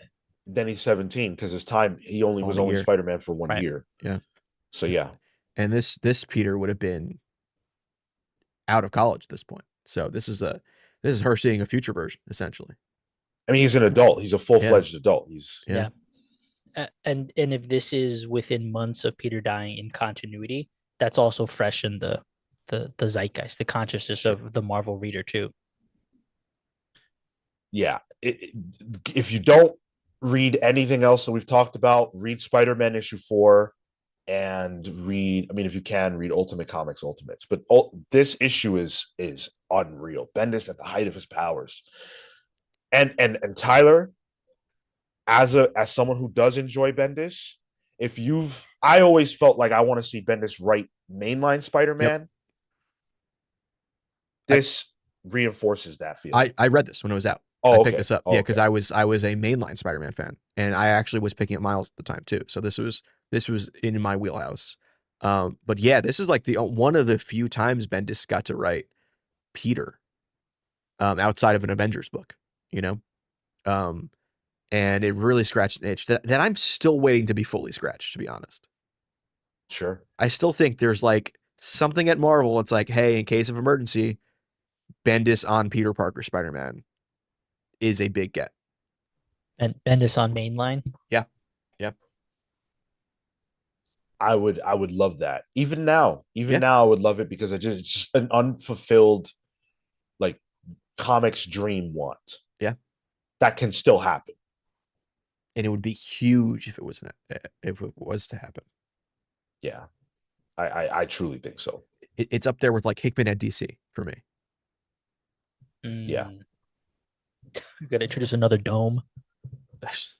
The Justice Dome. No, it's the DC Fandom. In continuity. Go read Spider-Man, at least issue 4 if you haven't. There's a really funny moment that I wrote down from Spider-Man. And it's a conversation between Miles, who's just asking Peter like every question because he's an annoying 13-year-old. Peter and Nick Fury is sitting there. They're in a car together. So Miles, do you have a Nick Fury where you come from? Peter, yeah. What's he like? White. Nick Fury, sorry to hear that. Nice. And go ahead. I was gonna say, and the good thing about this is that Miles never got to ping pong off Peter. They never crossed over because Peter was dead in the Ultimate Universe. So this is a chance for Miles to actually ask these questions and kind of get a mentorship. Yeah. Yeah, absolutely. It was awesome. It was awesome. Gavin says, eventually I'm gonna grow the Gavin to Marvel calls because it's already gonna be a lot longer than I expected. We need your Spider-Man. Grow that Gavin. We need it. It's like, grow that Gavin. Gross, Marco. Jeez. He said it. I'm Fair. just Fair. Yeah, and so there were a few other crossovers. There was Age of Ultron, which led into Galactus ending up in the Ultimate line. Huh. Yeah. Oh, is that the Galactus? No, this is after that. After? Yeah. They were just trying stuff at this point because nothing was really landing and sales were abysmal. This what I'm about to read is from the Slate article. Creators and editors I spoke to said the decision to kill the Ultimate brand came sometime in 2013. There was a last-ditch Ultimate story that year entitled Cataclysm, where a cosmic entity came to devour the Earth. Then writer of Ultimates, Joshua Hale Fialkov, told me the writing was on the wall. The way it was put to me was, we need to do something gigantic. But if it didn't raise the profile of the universe, then they would end it. It was a sales failure. The trigger had to be pulled. Oof. Nothing worked. Nothing worked. People just didn't care anymore. I have to this day, never read Cataclysm. I've never read the Galactus trilogy. I only read Ultimate Doom, the Ultimate Doom trilogy because of this deep dive. There's a lot of Ultimate stuff that I skipped past because Ultimatum did me dirty as a fan. Is there anything as fans at that time that made you guys feel like this is hurting 616? No. Okay. No, I think the opposite was happening. I think 616 was so hot that people weren't really caring about the Ultimate stuff. It was redundant at that point. In 2008, between 2007 and 2009, we'll say, shit, you could say from 2007 till the end of the Ultimate Universe, Mainline was making almost every right decision. Yeah. And Ultimate was making almost every wrong decision. And you have to keep in mind, Mainline's line is probably at this time somewhere in the neighborhood of 70 titles. Whereas the Ultimate line is somewhere in the neighborhood of 5 titles. So the magnifying glass is on the Ultimate line more. Are half of the books coming out from mainline Marvel bad at that time? I don't know. Probably not. I'm sure there's more bad books in mainline than there are in Ultimate, but there are less books in Ultimate. Yeah. So you judge them harsher. There's less to go around. There's less opportunity for good and bad. It just so happens that a lot of the shit we were getting was not good. Right. And at this point, this is after they've done so much to try and reinvent the Ultimate Universe. If nothing's sticking, you got one move at this point. Yeah. That spider web ain't sticking to the proverbial wall. Huge shout out to Atomic Hound for the $50 super chat. For advocacy of minorities and disadvantaged, the superstar who comes to mind is Neil Adams. Whether it's introducing Jon Stewart, treating drug addicts as victims, or creator rights such as original artwork, he used his status to make a difference. For sure. Yeah, there's a lot of artists and creators who follow sort of that footsteps, and I think just for the advocacy and the back end work, right, that's important, but the front end work as well, like you're mentioning here. Well, let's also not bury the lead. Atomic Hound with the $49.99 super chat, dude. That is amazing. Thank you so much. We really appreciate it. That certainly brightens my day a little bit. You're always amazing to us. Nobody treats us better than our buddy Atomic Hound. So thank you, man. Yeah. Thank Shout you. out to the kennel. Shout out to Yes. the kettle. Yes, yes. Shout out to Mrs. Hound as well, who, if she's not there watching, I know she's with us, in her heart and mind. So thank you so much. Bad Wolf with a 4.99. I've been watching the backlog of all your episodes, and I wanted to show my appreciation. Thanks for all your hard work. Hey, thank you for doing that. You guys do not know how important it is to receive kind words like that. So thank you. Yeah. And earlier, Bad Wolf actually says, finally was able to catch a live. So thank you for tuning into your first and for giving us a gift on that first. That's super cool. Good name too. Yeah. Mm-hmm. And then Catherine Stars with the $10. Just want to get a super chat in to show love and appreciation for the cool stuff y'all do every single week. Best podcast in the universe. You guys are the best fans in the universe. Thank you deeply. Best podcast in the universe. Take that, fucking Joe Rogan. Yeah. Hey. Eat some ivermectin, nerd. I am a fan of Joe Rogan, and I would say this podcast is better than Joe Rogan's podcast. We're not causing the downfall of society, so Yeah, I wouldn't want to. Whatever. Anyway, you guys have kicked ass so far. We are one away from meeting our goal. So thank you so much for that. And we're not done yet. We're not even close to done. But the Ultimate Universe is very much close to done. Shout out to Lectrix, who with the $50 SEK brings us over the line and says, spin that wheel. we got 3 wheel spins ready. But Thank you. We can hold off on that for now. Hitting the goal. Look at that. Thank you, Lectrix. Appreciate you, dude. Yeah, so the only thing left to talk about is Secret Wars, really. Now, at this point, I know Tyler's a super activated reader. Oh, yeah. You're locked in on everything. Oh, yeah. Yeah. Marco, you've only read this stuff in the aftermath. Correct. Yeah. None of the moments stick out in memory. I was all on the DC train post New 52, so I was activated on that end. I don't have to. I mean, you guys know where I'm at. I was all in. We're not gonna talk about Secret Wars on the whole. We'll talk about what it was and what it did to the Ultimate Universe. So what it was an event that was built into by Hickman over the course of a few years, and it had this idea of incursions that were smashing universes together.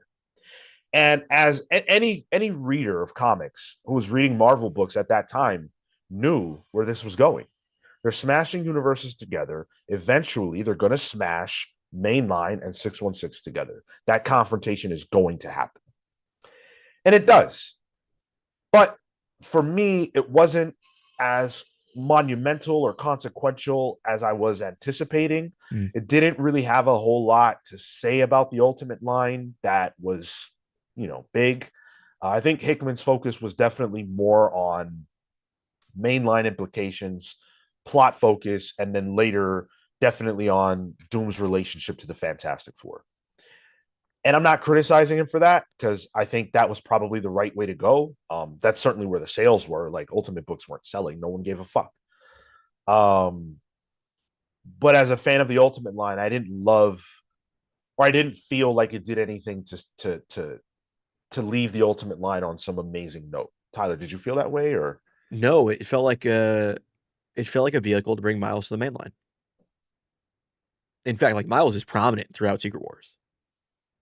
Yes. And there's like the Ultimate the End at the time, which kind of felt like a fizzling out of the Ultimate Universe rather than an incursion level Big Bang.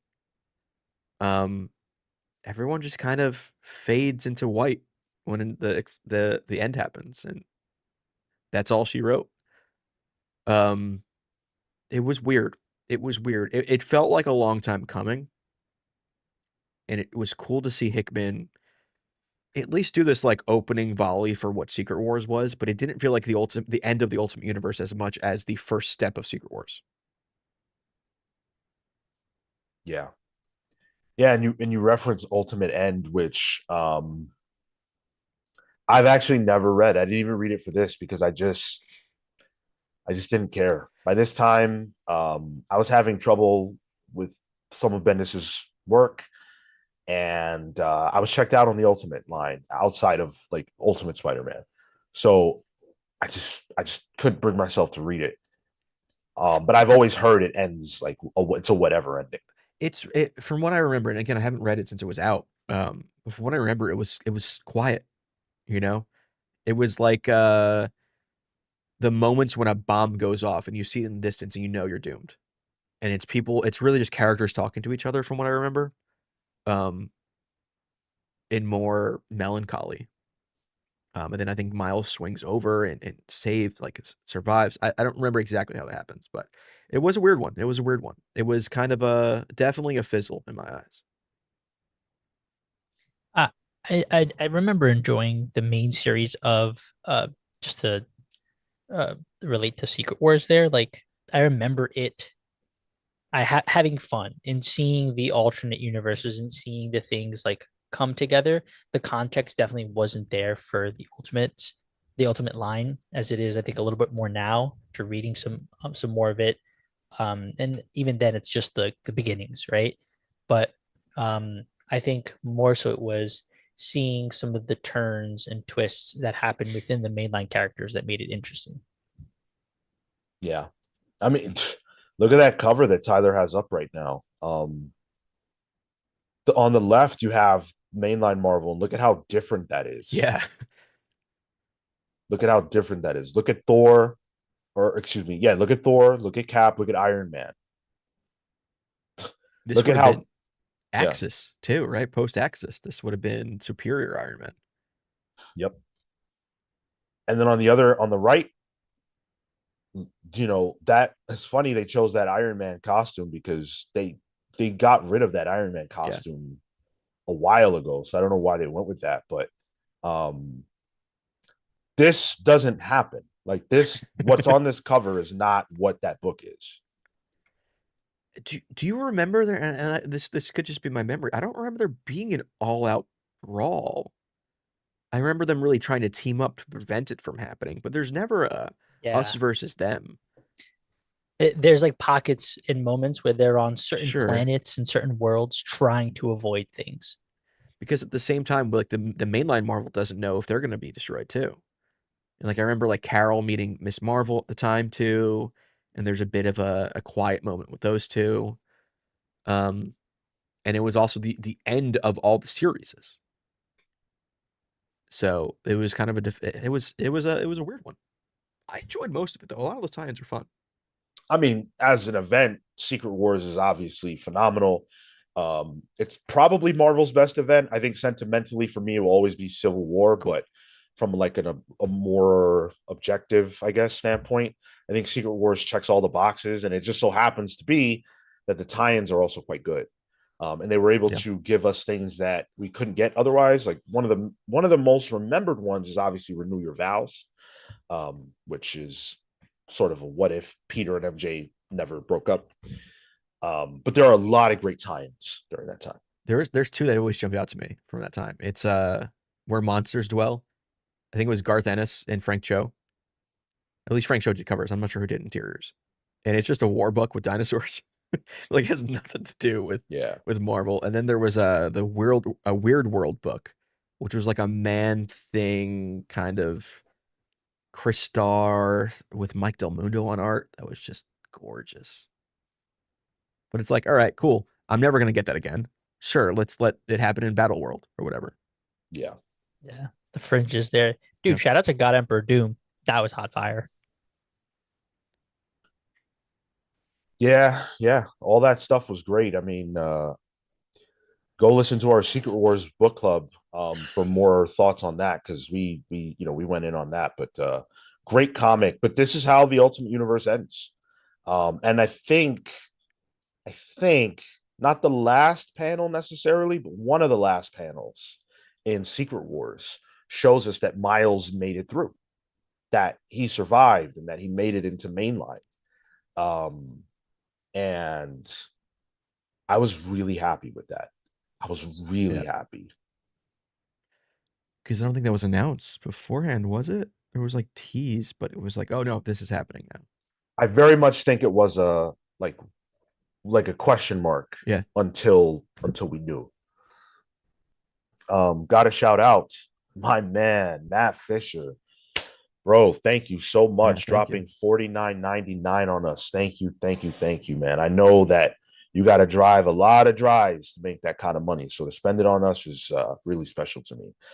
The Ultimate universe officially passed when Hickman left. I agree. There was nothing left. I don't think there was anything interesting left after Hickman left Ultimates. It was just Spider-Man. But it's not the Spider-Man universe. It's the Ultimate universe. You know what I mean? Mm-hmm. Exactly. And Spider-Man was always the like heart and soul of that space, and it was always good. Like no one's ever gonna talk about the Ultimate Universe and go, yeah, that Ultimate Spider-Man was up and down or it was bad. It was always good. It was always solid. Yeah, I don't think there was I haven't read it, so I can't speak to it myself, but I don't think there was ever the discussion of there being a lull. Like, oh, Bendis doesn't have it anymore. Like, no, it was pretty consistent throughout all volumes of Ultimate Spider-Man. Yeah. Maybe the most consistent book by the numbers of all time. The sheer amount of issues that were out. I think if you're talking about from like the same creators, I think so. Just from Bendis, like from a writer alone, consistency, putting out a book that good for that long, for that many issues, with multiple different artists with him. I can't name another creator that did, what are we looking at, 150 plus? Yeah, 160 would have been around the death. Yeah. Mm-hmm. Yeah. It's crazy. It's crazy, man. Nuts. Go ahead. I just wanted to shout out Order of Dylan. Just wanted to say I'm grateful I found this channel. Been looking for an insightful and refreshing comic book podcast / community as I get back into comics, and you guys have hit that sweet spot. Thank you so much. And welcome back into the fray. What kind of got you here? What got you back into the comics? You guys are being very nice today. Thank you so much. Really means a lot.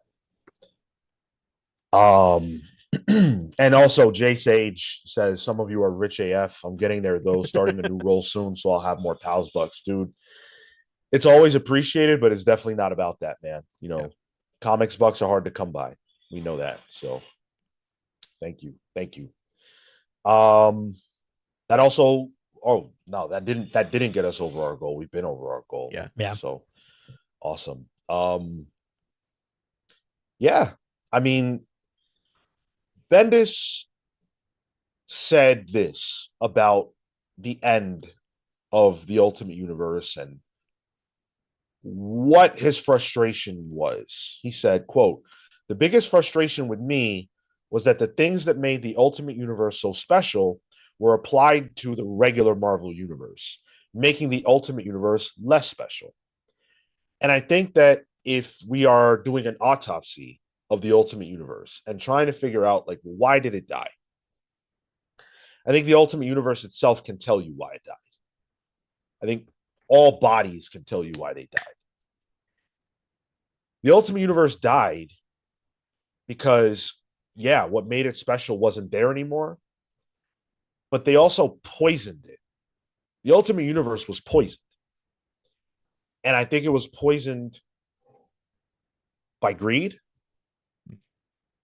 I think it was poisoned by nihilism and not leading with hope. I think in superhero comics, you have to lead with hope. Yeah, you can do an authority book that's not hopeful, right? Like Millar did that. You can do that. That could exist in a sea of other comics that are also there. That cannot be the basis of a line of superhero comics. Superheroes must be inherently hopeful. If that is not where you are coming from, then you cannot have a line of comics. And I don't think that Joe Quesada, Millar, Loeb, and whoever else was making decisions understood that. That's why Ultimatum is so bad. I mean, what they were going for is okay to me. The way they did it was not okay to me. And the way they did it, it's all in the execution. Bendis would have written that extremely different. Yep. Same goal, same framing, completely different execution, much better looked upon. And maybe the Ultimate Universe has longer legs. I don't know. In my eyes, the way I view the Ultimate Universe is almost like the Harry Potter versus Voldemort. You know, the beams hitting each other. You got like Bendis' like hopeful beam, and you got like the Ultimates by Millar's kind of nihilistic, but at least tongue-in-cheek beam. And they were even at the beginning. Then all that nihilism just overpowered it, and then just destroyed what was, I guess, hopeful about the Ultimate Universe, and it made the whole line feel like a response to Millar's Ultimates at varying degrees of quality.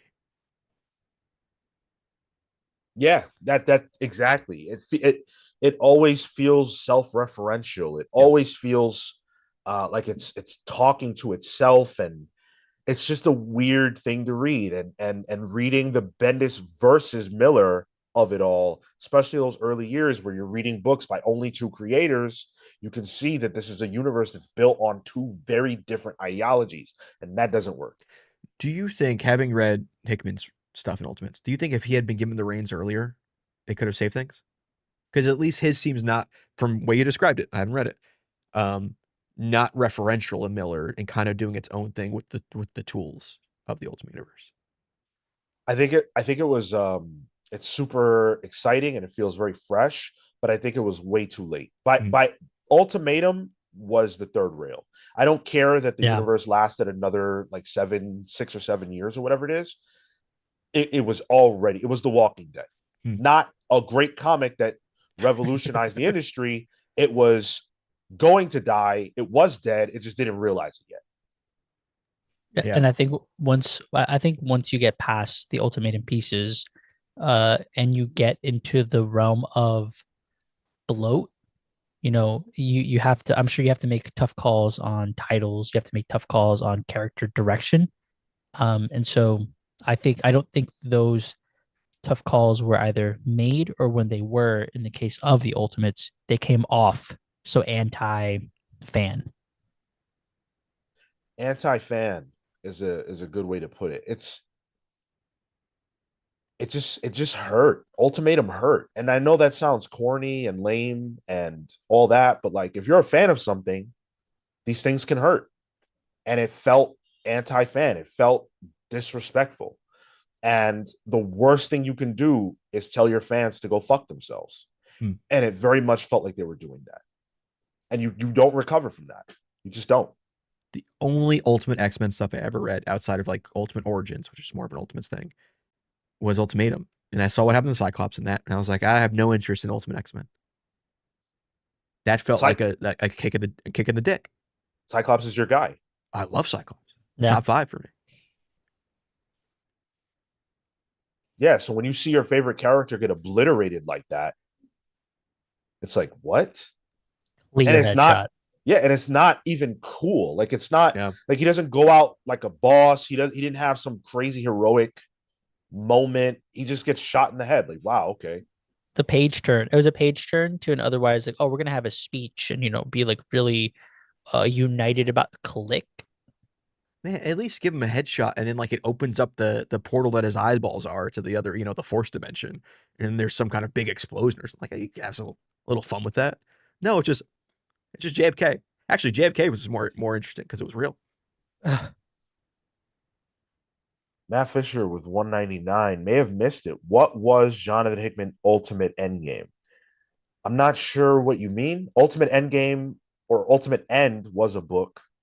But is there an Ultimate Endgame written by Hickman? Or is he just saying Endgame, like lowercase e? Like what was his goal? Yeah. That is a question that we can't answer, because like a lot of things that Hickman does, it was unresolved. And it's not like I was mad when it was announced that Hickman was leaving. Those first 12 issues were gospel to me. I could not believe how good they were. I was like, oh, this is it. I just found the guy. This is the new guy. This is the new guy. And then it just stops and Sam Humphries comes on. And I'm like, wait, Hickman didn't even say what he was trying to say. Never does. What happened? What happened? Why? What the fuck?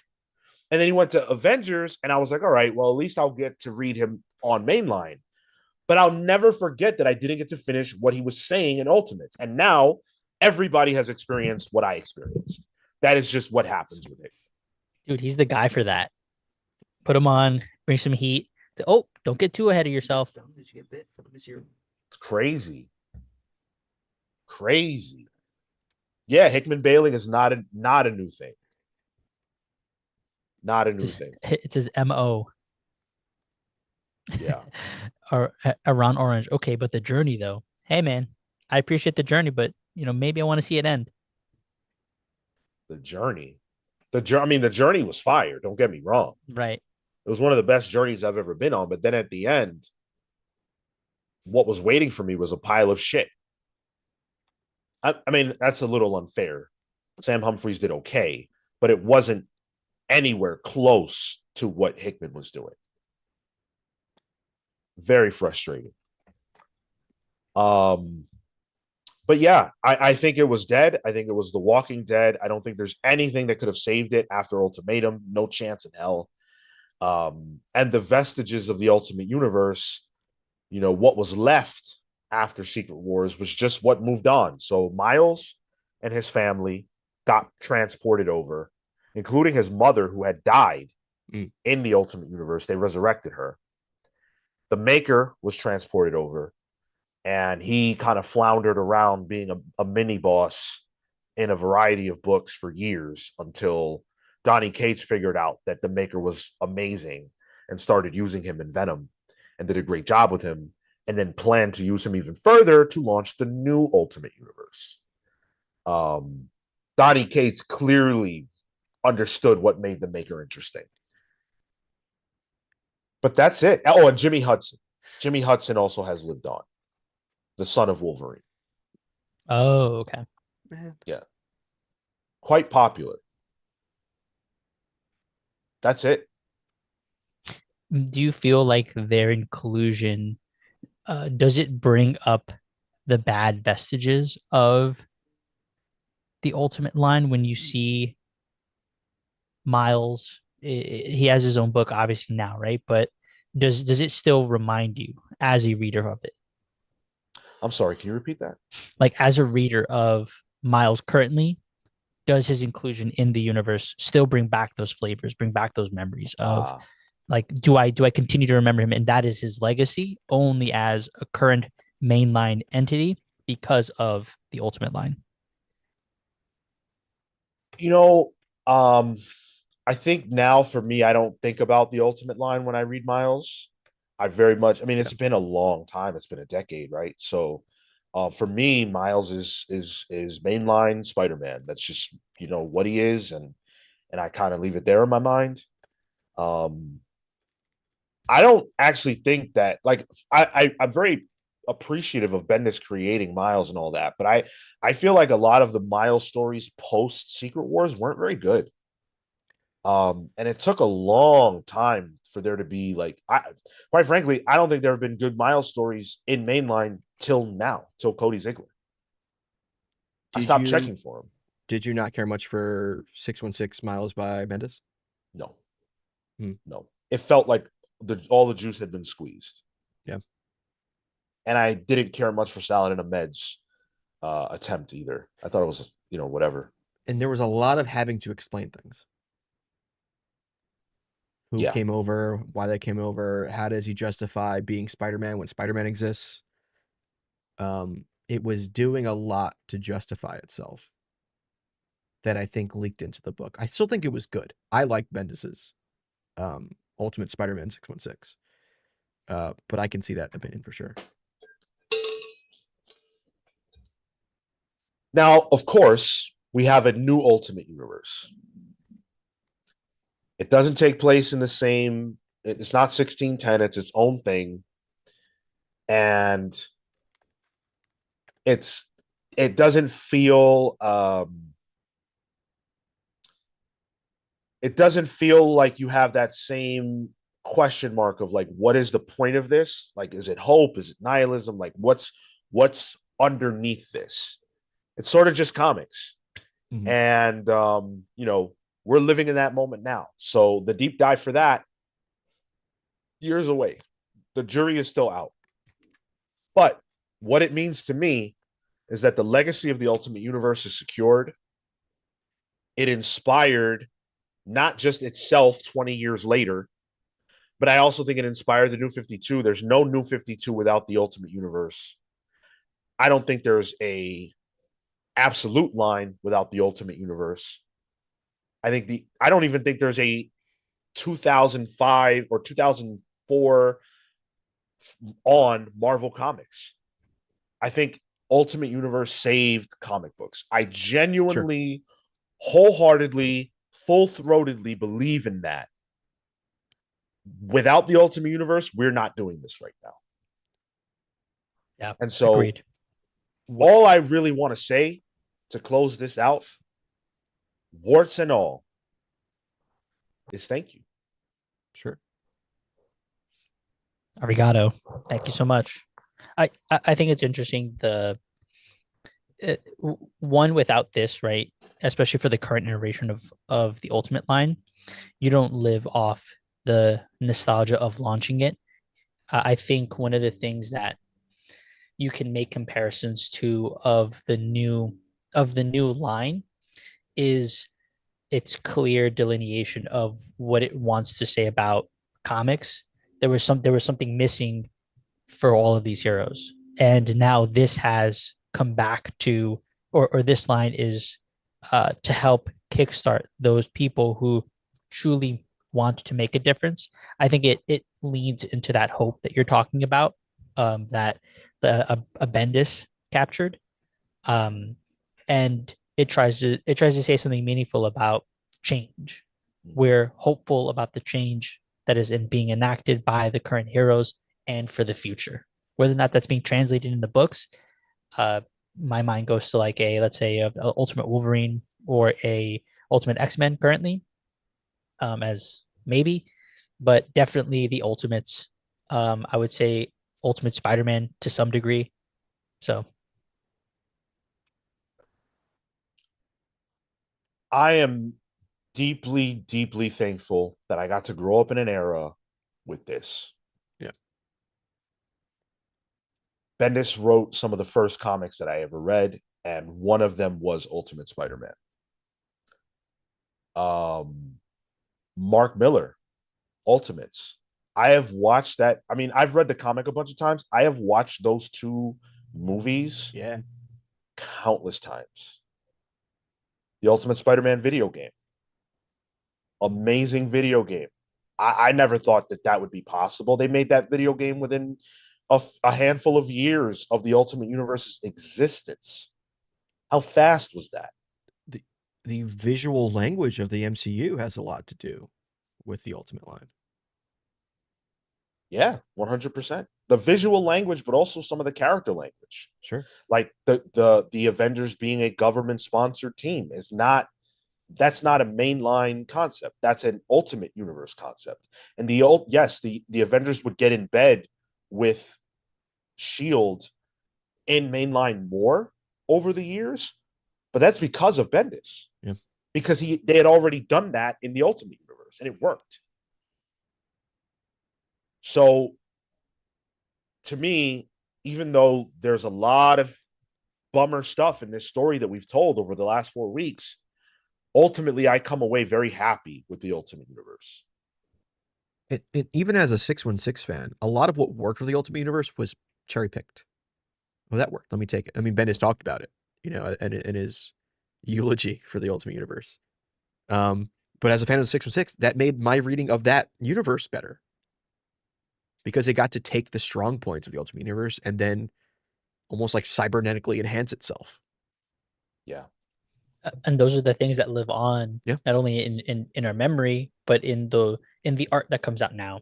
And I think one of the good things about the Ultimate line is even with all the negative that has been included that we've touched on, I think I still come away thinking about it as, oh, this is something that I would recommend to people, that I'm gonna say, hey, you know what, Ultimate Spider-Man, fire, gas. Like that's the kind of stuff you need to be reading.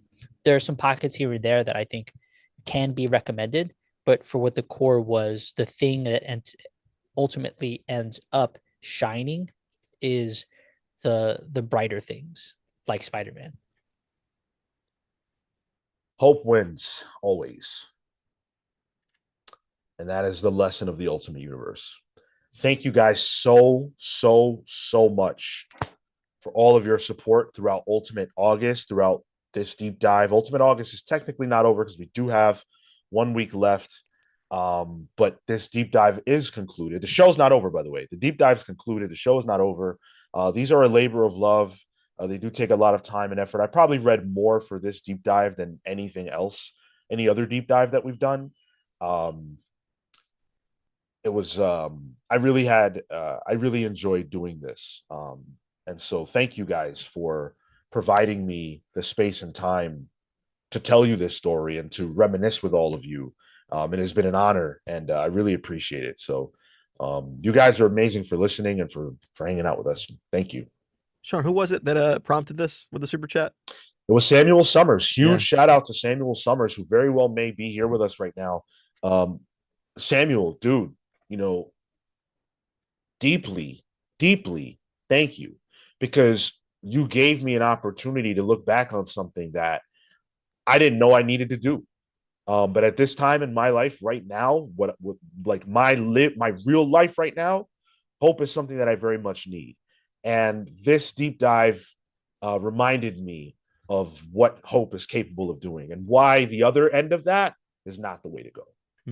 That's the framing I had throughout this deep dive, and that's definitely the way I came away from it. Thanks a lot, Sam. And thank you guys for the amazing comments you're leaving right now. CW Gordon, another incredible deep dive. These are always so eye-opening and reignite my love and interest in comics. Thank you for your work, pals, especially Sean. Thank you for watching. Appreciate it. Oh, says great deep dive, pals. OG Ultimate was my gateway to comics when I was a very young kid, and it's been fun to revisit it on the show. Makes me want to go back and reread it for the first time since. Thank you. Please do and report back. That'd be awesome. Yeah, definitely. Please do. That's awesome. The Order of Dylan, same as Sean. Ultimate Spider-Man was my gateway into reading comics. I owe a lot of my love for comics to Bendis and this universe. Yeah, I think we all do. Now, we have promised an announcement. It is impending. Ooh. You have to sit with us for one more thing, because we do have to shout out the patrons who make this all possible. And on the other side of these shout outs is our announcement. So I want to give a special shout out to our pals vs. Legends, the Hound of Justice, Atomic Hound, Starcross, Catherine Stars, Adam and Bernie, the Best Boy, the Spear of Judgment, Jay's Jumble, Jalen Jackson, the Sanguine Sorcerer, Safe Hayden, Hayden's Hideout, Jesse, Kyle, and Entertain Me. Y'all are amazing. I also want to thank Pals vs. Members, the Night Stalker, Harris Zaginski, Brian Demolisher Del Pozo, Kefis the Incorruptible, Momentum Mike Elliott, Dan the Truth Trudeau, Marley Manastorm, Slow Flow Dameron, Christian Uncaged, Always Laughing, The Spear of Justice, Izzy's Issues, Robert Runback Cashaback, Pete the Dreamweaver Collins, James Just Jamming Jones, Paul Powerhouse Smith, Neon Knight the Cosmic Avenger, Matthew the Shade Cosmo, BJ Kicks, The Living Blade Boss Rendier, The Grand Alchemist Chop Harder Alchemist, John Barrier B, and Doomsday David Melendez Doria. If you did not hear your name, you will later on in the show. Thank you guys so much. And also, I know we haven't done an origin in a while. We owe a few. I have been focused on this. After this week, we will resume the origins. So if you have one owed to you, I deeply apologize, but it is coming. Now, the announcement.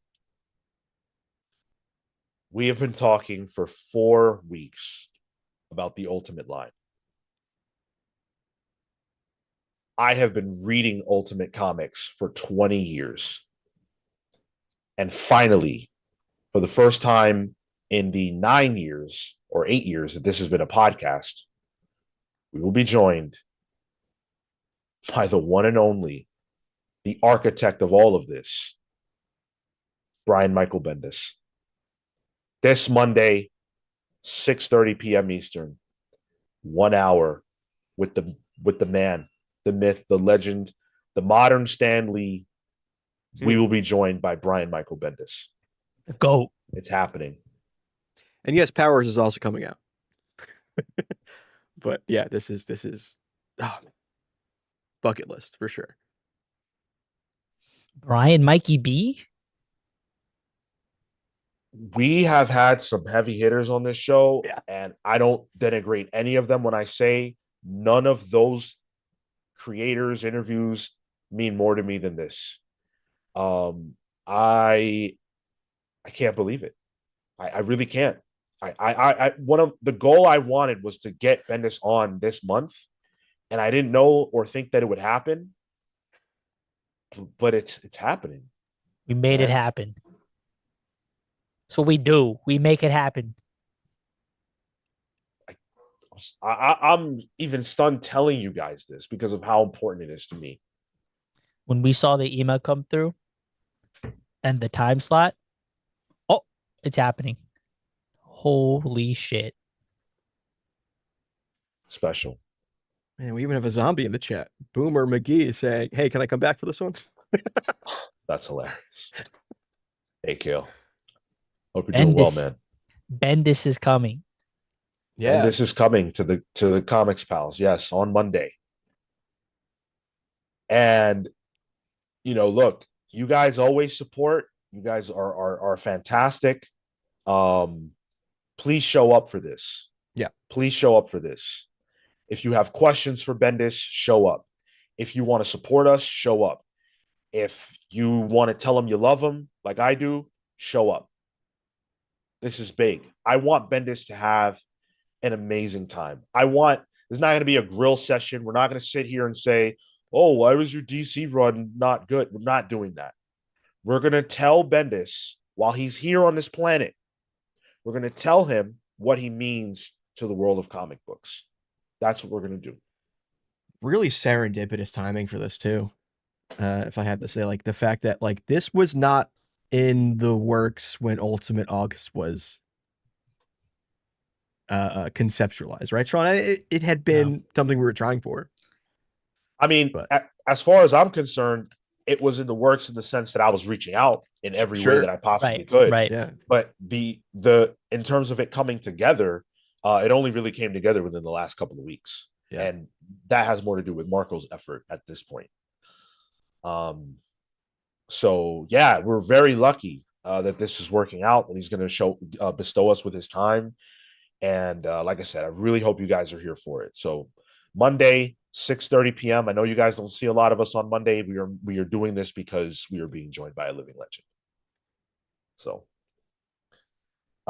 Matt Fisher with a $4.99 says, I'll be on my best chat behavior. You better. No shenanigans when Bendis is around.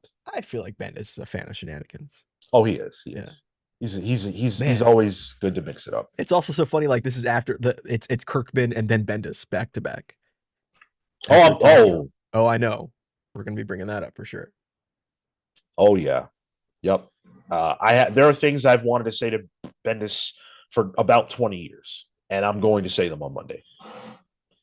That feels like the most positive threat ever, Sean.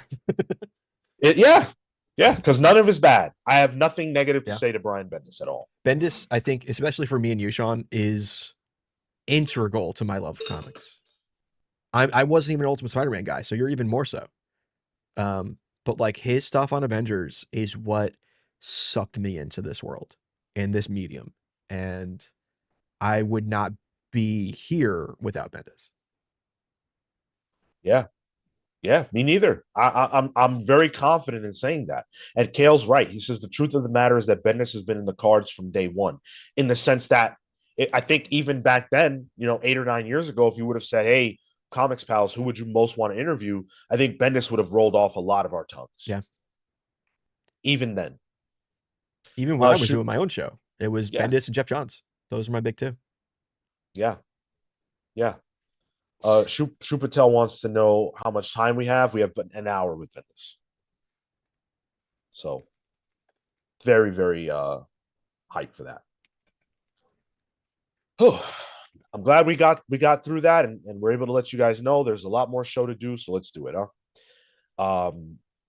Patreon.com/the comics pals if you really want to support us and go the extra mile. If you've enjoyed this deep dive and you feel connected to this community and you want to show your thanks or whatever, patreon.com/the comics pals is the best way to do it. Like the video if you haven't. I noticed the likes are not that high and I feel like they could be higher. So please do hit that like button. Did I already read this? Ted H, $5. Congrats. No, but we did now. Thank you, brother. Thank you. Really appreciate you. We have to do our number 2 and number 1 favorite ultimate characters. So let's do it. I can go first because we pretty much talked about both these characters pretty extensively today. So there's not much for me to say extra. Number 2 for me is the Maker. The Maker is one of my favorite villains in comics because I can he's convincing in so much that like sometimes if you want something done right, you got to do it yourself. And that's what the Maker's about. Sure, his 6161 when he came to the 616 kind of just became a mixture of the Mad Thinker and Red Ghost. He's just making gorillas with crystals on their heads. But I think he's kind of grown beyond that now. And the shade that lives with him. And I even haven't read the Best Maker stuff, so he might be number 1 for all I know. Is important with, Secret Wars and what the current Ultimate Universe is. And my number 1, easy, Miles Morales. Miles is a very important character for me for all those reasons I stated earlier. In terms of representation, in terms of just breathing a breath of fresh air into a character that has been ever present in my life with the idea of Spider-Man, is huge. And I think there's a justification as to why he's stuck. In terms of all the new characters we talked about, we just put out a video on the YouTube main feed about new characters in comics. Miles sticks, and because there is effort behind it, because the character is good and it's compelling. And yeah, I can imagine. I can't imagine Miles not being number 1 on my list. Yeah. My number 2 is Ultimate Thor. We've said quite a bit about the character already, so I won't belabor the point, but I think the twist on the character, his presentation, and has some of his function on the teams are awesome to read. And I just really like the attempt at reinvention there. And my number 1 is Ultimate Spider-Man, Peter Parker.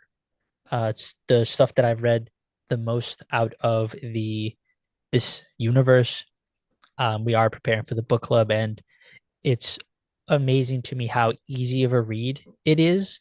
I'll get into some of like the cliffhanger function that I think Bendis does really well, but at the end of each issue, there's a functionality to how it ends that pulls me into the next one. I didn't realize how quick I was going to be reading the first 12. And yeah, I'm excited to read the rest, especially to see the consequences of Peter and, sort of the end there. Yeah. My number 2 is Peter. I deeply, deeply love Spider-Man, and I've loved Spider-Man probably since I was about 4 years old. And it wasn't until I was maybe 14 that I read a comic with Peter in it that wasn't Secret Wars, because I had read that earlier on. But when I did read that comic with Peter in it, it wasn't amazing. It was Ultimate. That was my first touchstone with Peter Parker in comics, was Ultimate Spider-Man. And I have read every single issue of Ultimate Spider-Man, over 160. Every single one. I own them individually, or I have the trades up until I started getting the singles, and I have every single. Peter Parker Ultimate's impact on my life is hard to overstate. This is a character that I have read more than any other character because of every issue and rereads, and his life felt special to me because he was my same age. And I could resonate with his experiences in a way that mainline Peter, I just never could. Like, when I started reading, he was married, he was an adult, he had a real life job and all that. And I was a kid, teen, couldn't relate. Ultimate Spider-Man was my Spider-Man. And when he died, I was devastated, but out of his death got my number one, which is Miles. Miles Morales, the shining star of the Ultimate Universe, the most important character in the Ultimate Universe that we got. Looking like me, with parents that look like mine, with a backstory that resonates. It feels like a win. And I'm so proud that, like, there's a character that exists that if I have kids one day, or even if I don't, if Marco has kids, whatever, all Spanish kids, black kids now have their Spider-Man. And it's not some goofy offshoot that no one cares about. It's a character that people love and have a deep affection for. Across the Spider-Verse, into the Spider-Verse, these were achievements. We never got that far. I mean people that look like me. We never got that far with a Spider character, and it was a cultural moment. And I'll never forget Bendis or Pacelli for creating this character, and Miles will always be a part of my life. So Miles is my number one. And Miles is at a point where that character is not going away. Oh yeah, he is ingrained in Marvel Comics going forward. Oh yeah, 100%. There's the distinct memory in the news where with the Spider-Verse movies coming out, kids hopping in on buses to make sure that the movie was seen.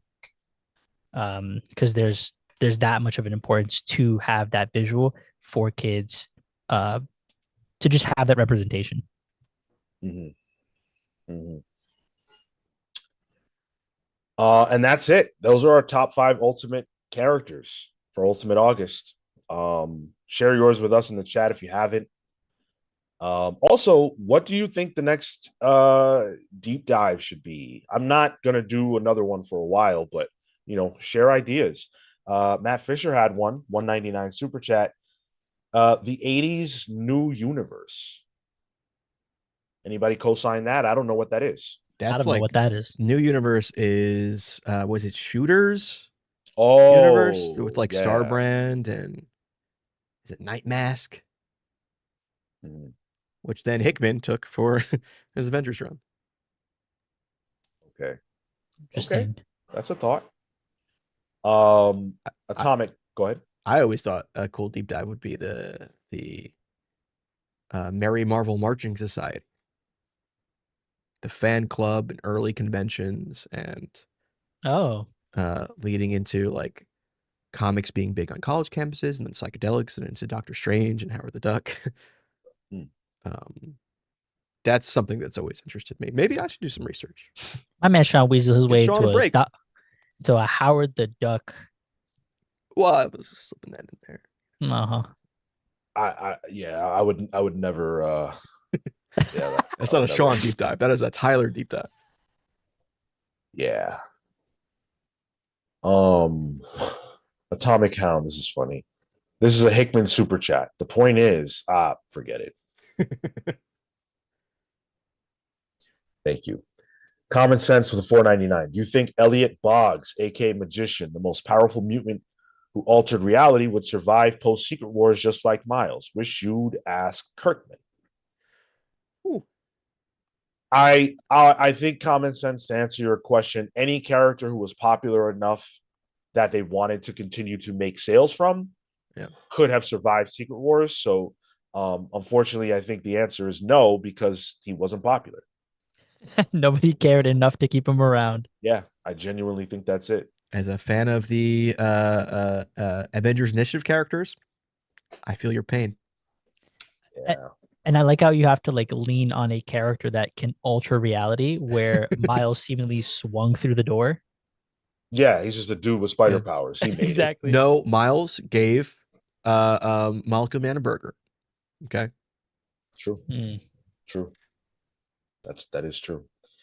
Also, I don't want to forget to tell you guys the Ultimate Spider-Man deep dive, or God, book club is this Tuesday. So you'll have us Monday with Bendis live at 6:30.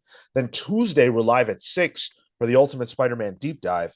And you guys deserve to know, you've been clamoring to know the books that we are planning to read for this. So we've shared it on all our platforms, but just to make sure you know, Ultimate Spider-Man 1 through 13, Ultimate Spider-Man 153 through 160, so the death of, and then Ultimate Comic Spider-Man 1 through 5, which is Miles' origin story. So that's all we're going to tackle on Tuesday. Hopefully you come prepared. I don't think that's a ton of comics. I mean, you're really looking at like 25 books. Yeah, pretty breezy. And they're such a breeze to read through. Yeah, they're addicting. I think. Like I've read all this already in the process of this deep dive, and this was the easiest reading I did by far. Yeah. So hopefully you guys show up for that as well. That's that Bendis speak for you. Moves at a clip. Yeah, and it's just exciting. It's a very exciting book to read. C.W. Gordon, have you done an Image Revolution one or an Image Renaissance? No, we haven't branched out from Marvel or DC because personally, I'm worried about your guys' investment. These take a lot of effort, and I don't want to put that effort in to have it not come back. The deep dive we did about the direct market, so I guess actually we did do one outside of Marvel and DC's purview. That one didn't perform as well as I was hoping. I come here to be honest with you guys, and I'm honest about that fact. And so that taught me a lesson that, like, keep the focus on the big stuff. So that's where my mind is at, unless something changes. So the next deep dive will most likely be DC related. Maybe Vertigo. That starts with superheroes in a way, right? That is not what I mean. Not at all. I did see that silhouette mini marketer research and explain Swamp Thing and the rise of Vertigo. Vertigo's fire. Definitely different flavor. You can just find Marco's old Swamp Thing podcast that he won't show us. Oh my God. Do you not say the name on purpose, Marco? Or no? Did I? I was just being cagey on purpose. Oh, but, okay. Okay. That was a yes and moment for you to lean in, Marco. Honestly, I believe it still exists in some form or fashion. It only makes its appearance when a new Swamp Thing book is announced or released. Pete Collins, who was with us on the show last week. Awesome guy. Hope you guys enjoyed his hangout with us. He says the history of wrestling in comics. Spider-Man thing, WWE books, do a power bomb, all things wrestling. Hey, if I could somehow marry my two loves in that way to be able to talk about them on this channel, I would love to. I just don't think people give a fuck. That's when Spider-Man was a little homophobic in the movie, right? Was he? Yeah, would your husband make that for you? Be cheeky. Jay Sage with a £4.99. You guys talked about new characters recently. Remember Gravity? One of the many new Spider-Man who was a lot like Invincible too. Yeah, I vaguely remember that character. There was Gravity, and who was Sean, do you remember the one, was it Alpha? The Dan Slott one? He was like a blonde guy, blue costume, during his run that had like superpowers that he got through like a mistake that Spider-Man made, and it was sort of like his sidekick for a bit. No, I don't actually. Andrew Maguire. Maybe. Andrew Maguire. That's totally a fictional name, because that's a combination of Tobey Maguire and Andrew Garfield. Current alias Alpha. Yeah. Yeah. Oh yeah, yeah. That's the character. Yep. Wow. He kind of went bad for a little bit, I think, too. That's funny. Absolute JTQ options for future deep dives: Charlton characters, histories, the horror EC brand, the rise and fall, Western comics, a Vampirella deep dive. Ooh. As long as there's a heavy focus on covers. Vampirella deep dive. All right, buddy. Oh, hey, All wait, right, buddy. hold on a second. I think he's onto something. If we're doing a deep dive, I'm diving in face first. A Gooner deep dive. Oh my goodness. Yeah. Oh my goodness. You know, to be fair, pop numbers, pop something. Something. Mm-hmm. Gavin says, oh, by the way, I met Mark Waid finally, and he rules. We know. Yeah. Hell yeah. We were lucky enough to meet. Well, you met him in a different capacity than we did, but yeah, he is amazing. He was so cool to us, and I'm glad he was cool to you. Great dude. Matt Fisher with a 199 sideways deep dive. That is half an episode. Yeah, I don't know. I don't know what we would get out of that. Yeah, no diving in that shallow pool. Jeez. Yeah, exactly. You'll come out a quadriplegic or something. It's insane. Although that, what was it? What was he part of? Didio's initiative, right? What was that called? Yeah, I don't remember. That might have some legs, but I guess that's tangential to 5G and all that. And yeah, I would like to do a 5G deep dive, but I feel like we kind of already did that. Yeah. So yeah. Yeah. Dark Matter, by the way, Tyler. Dark Matter, yeah. That's when you had the others. What were the other people called? There was like a team of like weird characters. You had Damage. You had, oof, man, Silencer. That was a good book. Is that the Aquaman and the other stuff? No, that's something else. That's another others team. Yeah, that was a weird era. Sideways was the only one I really cared about at that point. Silhouette clamoring for a rebirth. Oh, or like deep dive. That's interesting. Well, maybe probably touch some Doomsday Clock there for sure. Yeah. Yes, that would be my way to wedge in a Doomsday Clock conversation on this podcast. Chomping at the bit for it. Seriously. That's how you guys should know that this podcast is not based around what I want only, because we would be talking about Doomsday Clock way more regularly. We would have done it. We would have had 3 episodes of Watchmen if it was up to me. Yeah. All right. We were asked on Thursday to tell you guys our top 3 writers in comics. And I don't want to do that way. The way I want to do it is I want to do our individual subjective Mount Rushmore of comic book writers. Remember a year ago or whatever, we had these Mount Rushmore conversations that were really hot, and we brought Gavin on to do it. Yep. I want to do that, but with our favorite writers of all time. So that gives you 4 spots. Your 4 Mount Rushmore writers. Who do you got? I will go. It's going to be Brian Michael Bendis. It's going to be the bad. I'm about to say that's not just me, right? Because I'm in the woods.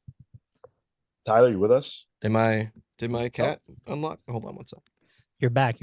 I'm back. Oh, my cat was literally stepping on the thing, messing up my sound. Weird. So Brian Michael Bendis is number 1 for me. There's no order for this. Grant Morrison. Frank Miller. That 4th slot is what's tripping me up. Damn. let's give it to Remender. On the whole, Remender, I think. Could have been Jeff Johns, though. Remender. This is pretty easy for. Go ahead, Marco. No, go for it. Go for it. Brian Michael Bendis, Rick Remender, Grant Morrison. The fourth one's hard, right? Jonathan Hickman. I knew it. Okay. Jonathan Hickman. Pretty close to mine. We just had Hickman and Millar differential.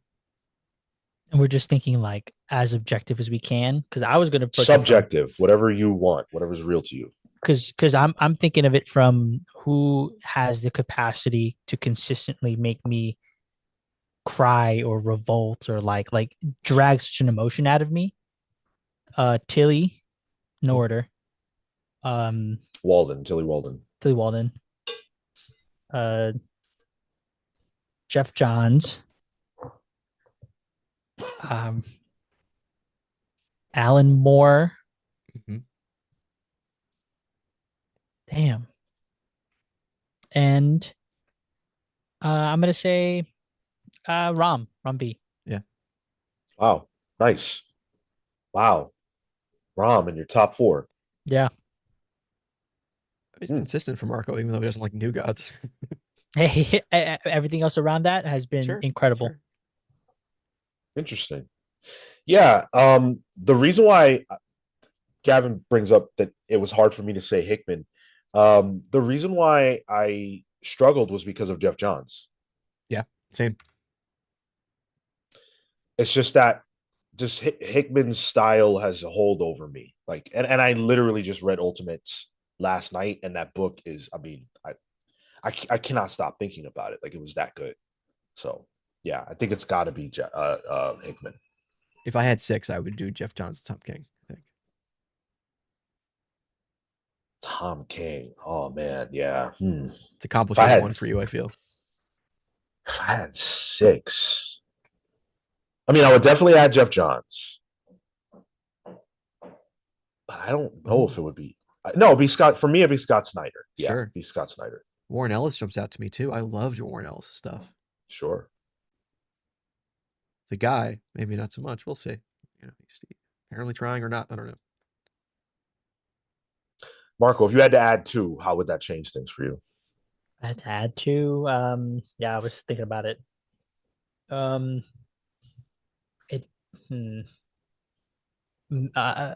Lemire. Sure. I really like Lemire. And Matt Kent. I'm a sucker for his writing, for the work that he does. You ever pick up the Mind Management board game? No, but I've seen it. Yeah. Oh, it looks cool. You know, I've never fully read that. Fair. It's a weird one. Yeah. I never got too far in it either. Man, there's so many good people, though. Like, I'm like, Kirkman. Where's Kirkman land on my list, too? Gail Simone, for me, is pretty hit for me after, time after time. Snyder doesn't even make the count. Yeah, man, there's a lot of good writers out there. Oh, BKV. See, BKV, if he had more output outside of Saga right now, like, working my way backwards, sure, but... Dude, I was looking at the Baltimore Comic-Con list. BKV is going to be there. Mark Waid's going to be there. Wow. Why is Brian K. Vaughan going? That's crazy. Yeah, Gavin's going to be there. Oh, man. Oh, that sounds fun. When is that? The weekend after New York Comic-Con. Oh, never mind. Yeah. That's wild. I know. It's like a 3.5-hour drive. It's not bad. It's not bad. There is a part of me that's like, maybe I'll just go Sunday. I don't know. I will see. Tentative. But that list of creators was like, God damn. Yeah, that's crazy. That is absolutely crazy. Smash the like button, by the way, guys, if you haven't. I definitely think we can get those likes up a little bit more. A lot of people sharing their top 4, their Mount Rushmore writers lists. MX Mothman says Grant Morrison, Mark Waid, Bendis, Marv Wolfman. I like that. Mark Waid. Yeah, goddamn. Up there. I changed one because I just remembered. Christopher Claremont for, I think, Matt Kint. A lot of those other X-Men older issues, Love and Death. I just thought of that. That's a comic that I just have on my shelf. Shu Patel, Alan Moore, Kelly Thompson, Kelly Sue DeConnick, Christopher Priest. Wow. Eclectic, actually. Those are very wildly different creators. Yeah. Kelly Sue, where's she been? WTF, right? She has a book called yeah. And then I know she's been working outside of comics a lot. TV. Doing stuff with her husband, Matt Fraction. Order of Dylan, Bendis, Brian K. Vaughan, Ed Brubaker, Greg Rucka. Man, Rucka. Brubaker. That's Creighton. Oh, Brubaker might be my top 4. Fuck. How am I forgetting all these white men? Right. I would have Brubaker in my top 10, I think, but I don't know about, I can't do top 5. I can't do top 4 because those 4 writers whose names I listed have written books that have affected me deeply. And I can't think of anybody outside of that who's had that kind of impact on me. And that's what I judge it by. For me, though, Brubaker is hit after hit after hit. You know, even when he's at big 2, you got like GCPD, you got Captain America, then you have Fatale, you got Fade Out, you got Kill or Be Killed. Yeah. Oh, FML, not WTF. Okay. FML. I knew it was something like that. Yeah. Busiek too. Oh, Busiek. Oh, wow. With Jumbo, what's up with Jumbo? I haven't seen your name before. It says Bendis, Moore, Fraction, Morrison, Mignola. Good pick. Oh, DWJ. Too recent, I feel like, but so moving. On his way. And when Jumbo had also mentioned Dennis Camp, who's just too recent for me. Yeah. Talk to me about Dennis Camp again in 5 years, probably. Pete Collins says Kirkman, Morrison, Wade, Damn, that's strong. Wade and Bendis, that is strong. Yeah. Wow. Tom McCown with Siegel, Finger, Lee, and Roy Thomas. I love that. You guys have great taste. You guys have great taste. Gavin with I'm going to do my favorites as a reader before my time in the industry. Humble brag. Bendis, Jeff Johns, Kurt Busiek, Ed Brubaker. Yeah, that's valid. Definitely. Coltrane, Lemire, Remender, Brubaker, Kirkman. Oof, that's an Image fan right there. That's Image mid-2000s fan. Yeah, wow. Oh man, a lot of great creators in this industry, and we're lucky to have them. Ultimately, we're just talking about who we love the most, but boy, oh boy, are we not lucky that all of them work and make great comics.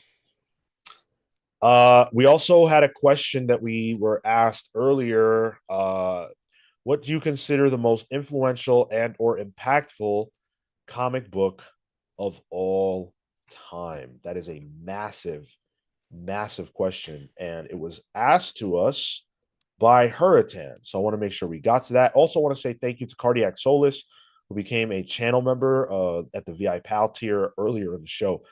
So Hurricane wants to know the most impactful and or influential comic of all time. What do you guys say to that? Dark Knight.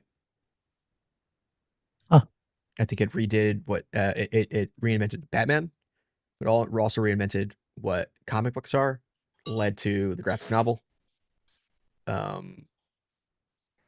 There's that year of comics, that like 2-year span in the 80s, completely rewrites what comics are. For me, I think it's going to be purely for what it does for comics and the idea of it.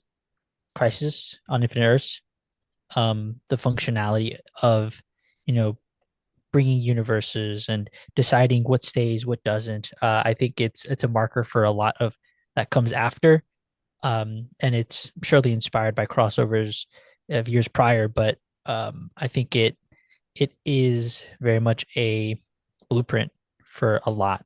And yeah, I think the story maybe a little more questionable, but the art absolutely is phenomenal. This is a tough question in a way because on one hand, I'm inclined to say Watchmen because Watchmen to me is the book that most radically altered the way people talk about comics and engage in comics. It made people who didn't read comics feel like they had a way into comics, and that there was someone writing comic books, that being Alan Moore, who was challenging comic books in a way that was critical and not taking them as just fair fodder for children. That brought a lot of adults into the equation. So I'm inclined to say that, but at the same time, none of this is even being spoken about without Action Comics. Sure. So I think the answer has to be Action Comics #1. In my eyes, though, like Action Comics #1 happens for comics to exist. So like for the question, it already happened. Like I didn't even think of that because that's the genesis of it all, but that makes sense. Yeah, like whatever the first movie was, for example, is like, hey, wow, there's this new medium. You can do cool things, blah, blah, blah. Let's try it out. Is that the most influential movie of all time? No.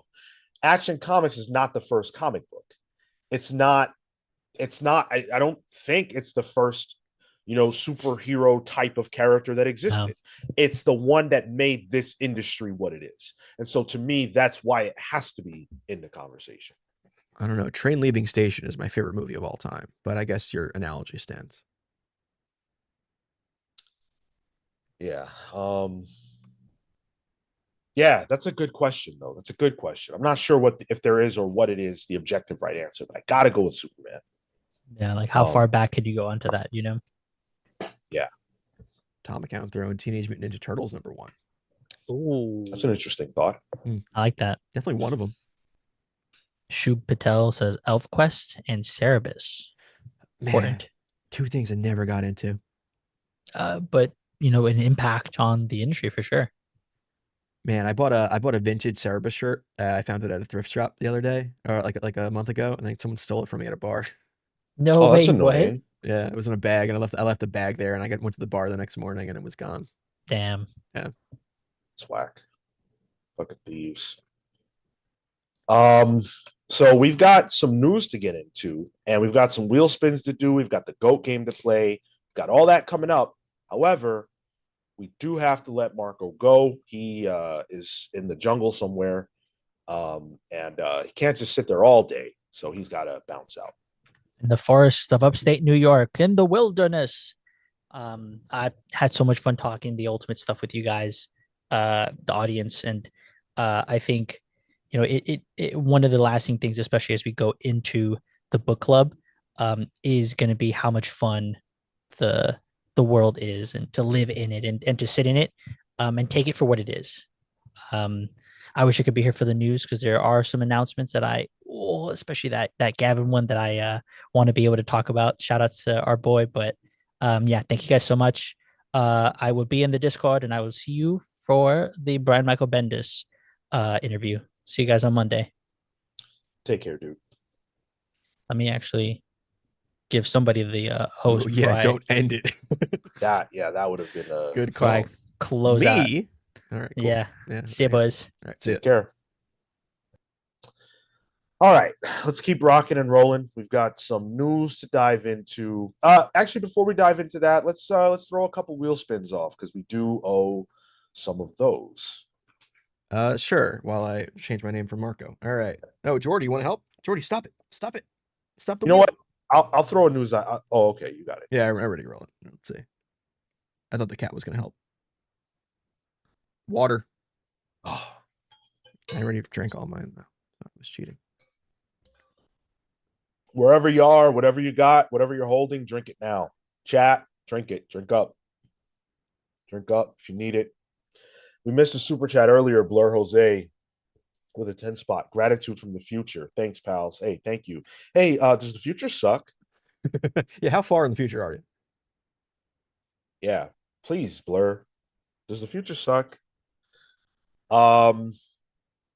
Let's do another one. That was quick. Let's do another one. Yeah, water one's pretty easy.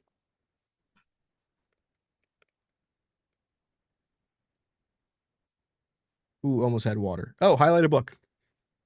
Cool. So I will put up a poll between the two of us, and we'll let the chat decide which one of us will highlight a book that we recently read. Here we go. Just me and Tyler for this iteration. 50-50. Yeah, it's a 50-50 shot. So we'll see what you guys want us to do on that one. Let's though get into a little bit of news while we let that poll percolate there. So Invincible Universe's Battle Beast had blind bags, and that was a massively successful initiative. I got one. I wanted two. They wouldn't let me buy anymore. These things were selling like hotcakes. It was super cool. It was so crazy. You could even get the second issue of the book in a blind bag. Unbelievable. Well, Marvel and DC saw all the money that Skybound was raking in with this initiative, and they have decided to do it as well with both the impending events DC KO and Ultimate Endgame. Both will have blind bag programs. The Marvel one is going to feature covers that they have not revealed yet. We don't know what these covers are, and the only way to know the covers, I mean, until someone just spoils it, is to get a blind bag. You're not guaranteed to get one of a rare cover, but you could, and so it's like opening a pack of Pokemon cards or whatever you're into. Or like what the people love now, Labubu's. Oh, is that how that works? Yeah, I believe those are blind bags too. Blind bags are huge everywhere. People love a little gamble. People love a little treat with their late stage capitalism. Sure. A little serotonin hit. Fine. Did they, those covers that they showed with that announcement, Sean, those will not be in the blind bag. Those are, you can pick those, like the Peach Momoko one, and you could get one of those, but you could also get mystery one ones. of the rare ones. Cool. So there's a laundry list of different creators who have provided covers for this, and then hidden versions that we don't know who the contributors are, I believe. Now, while there's a Mark Brooks Virgin variant that's exclusive in the blind bag, a Peach Momoko Virgin, and a Stonehouse Virgin, which are blind bag exclusive. And then there is also there's variant covers by creators we don't know of and we won't learn of until the blind bags are out. That's neat. Yeah. I didn't get to do the Battle Beast one. I was kind of, it almost got me. It almost got me in the shop.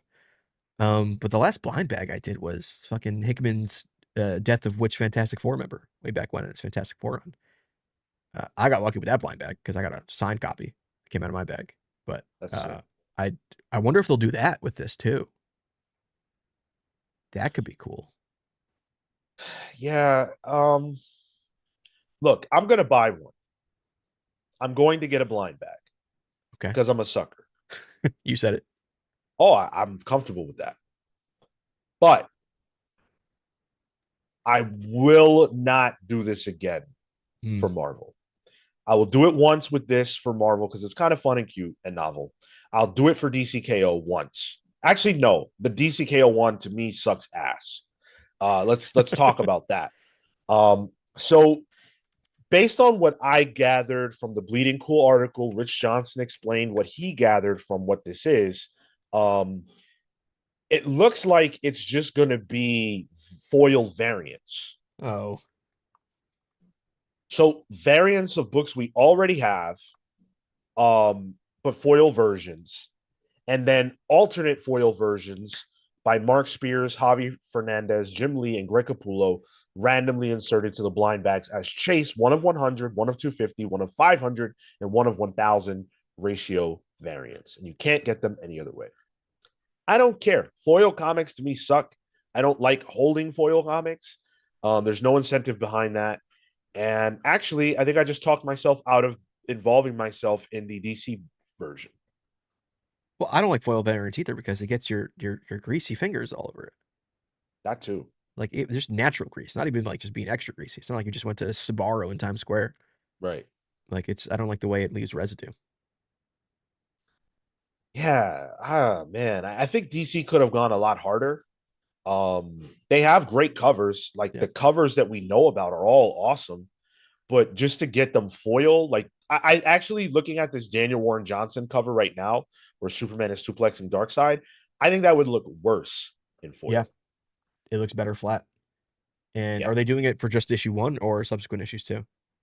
As far as I'm aware, it's going to be for the first issue, and I'd be very surprised if they did it for anything beyond that. But then that also kind of screws things up too, because Danny Warren Johnson's doing variants for each issue of DCKO.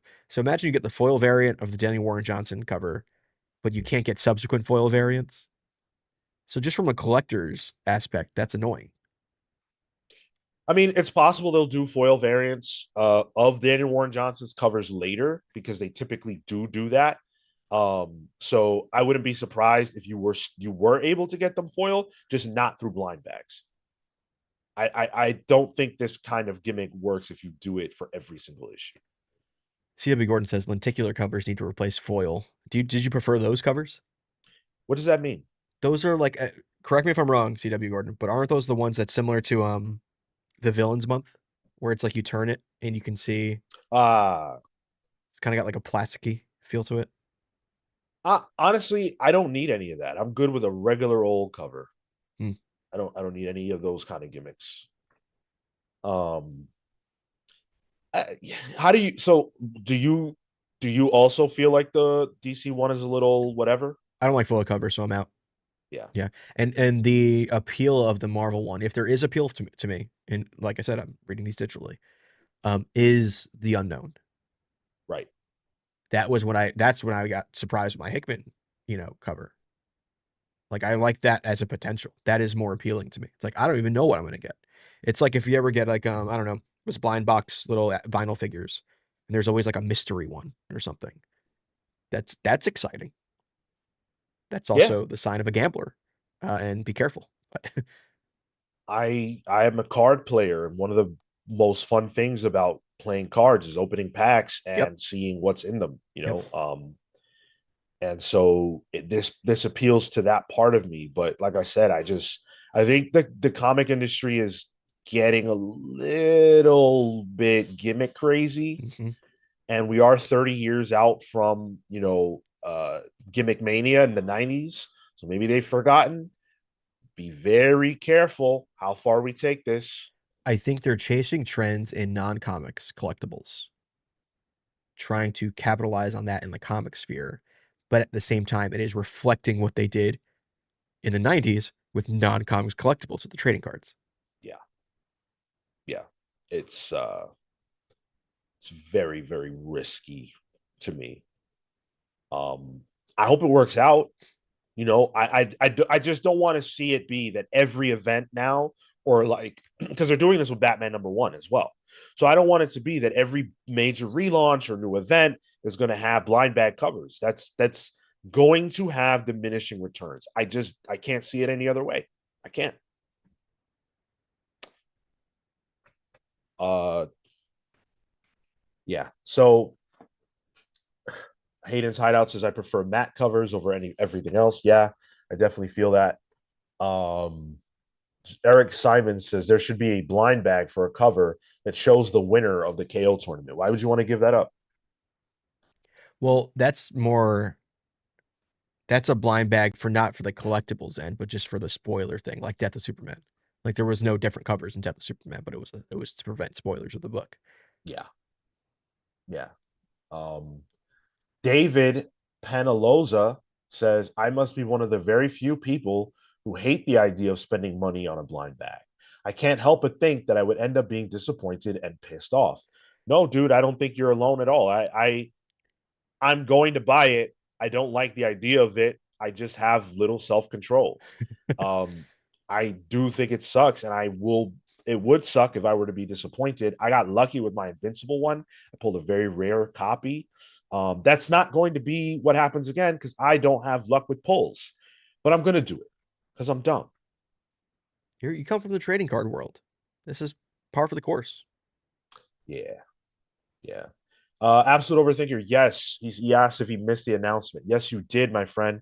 We announced that we will be having Brian Michael Bendis join the podcast this Monday at 6:30 live on the channel. We're going to talk to Bendis for the first time. We're super excited for that. It's going to be amazing. Highlight a book, 58% Sean, 41% Tyler. So that means I've got to highlight a comic that I recently read. I actually recently was playing catch up on a few books. So I'm gonna see if I can figure out something good that I read. That's not an Ultimates book. That's I not guess, an I guess you could call one out. Okay, sure. So since it's fresh to mind, I'll talk about the Ultimate, I believe it's called Ultimate Avengers, the one written the non-Ultimates book written by Millar. So Millar comes back to the Ultimate line and has like a mini moment there where he writes some of these books. And the first arc he does deals with the Red Skull. It introduces Ultimate Red Skull. And it's very unique because in the Ultimate universe, Red Skull is actually the son of Captain America. Yikes. Which is crazy.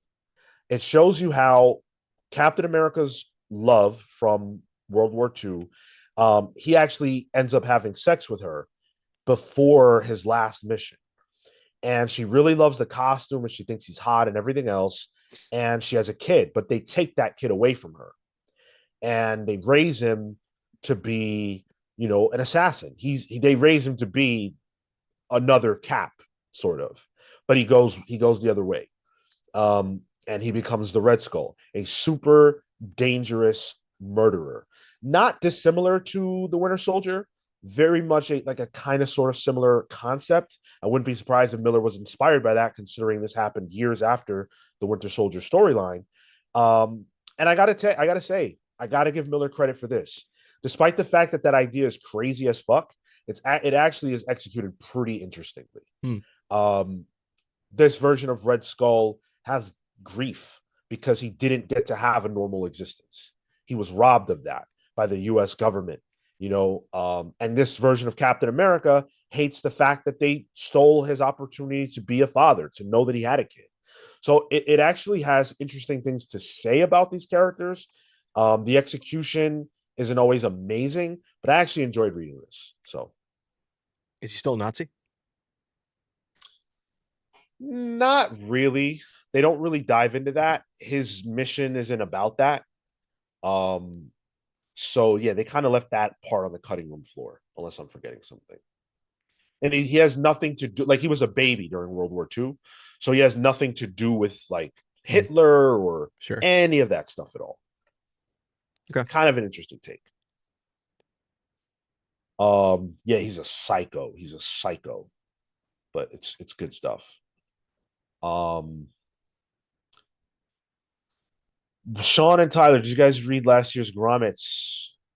Yes, we did. Yeah, loved it. Loved every single bit of it. Great stuff. Mm-hmm. Yeah, Grommets was fantastic. Great cartooning in that book. Goddamn. Mm-hmm.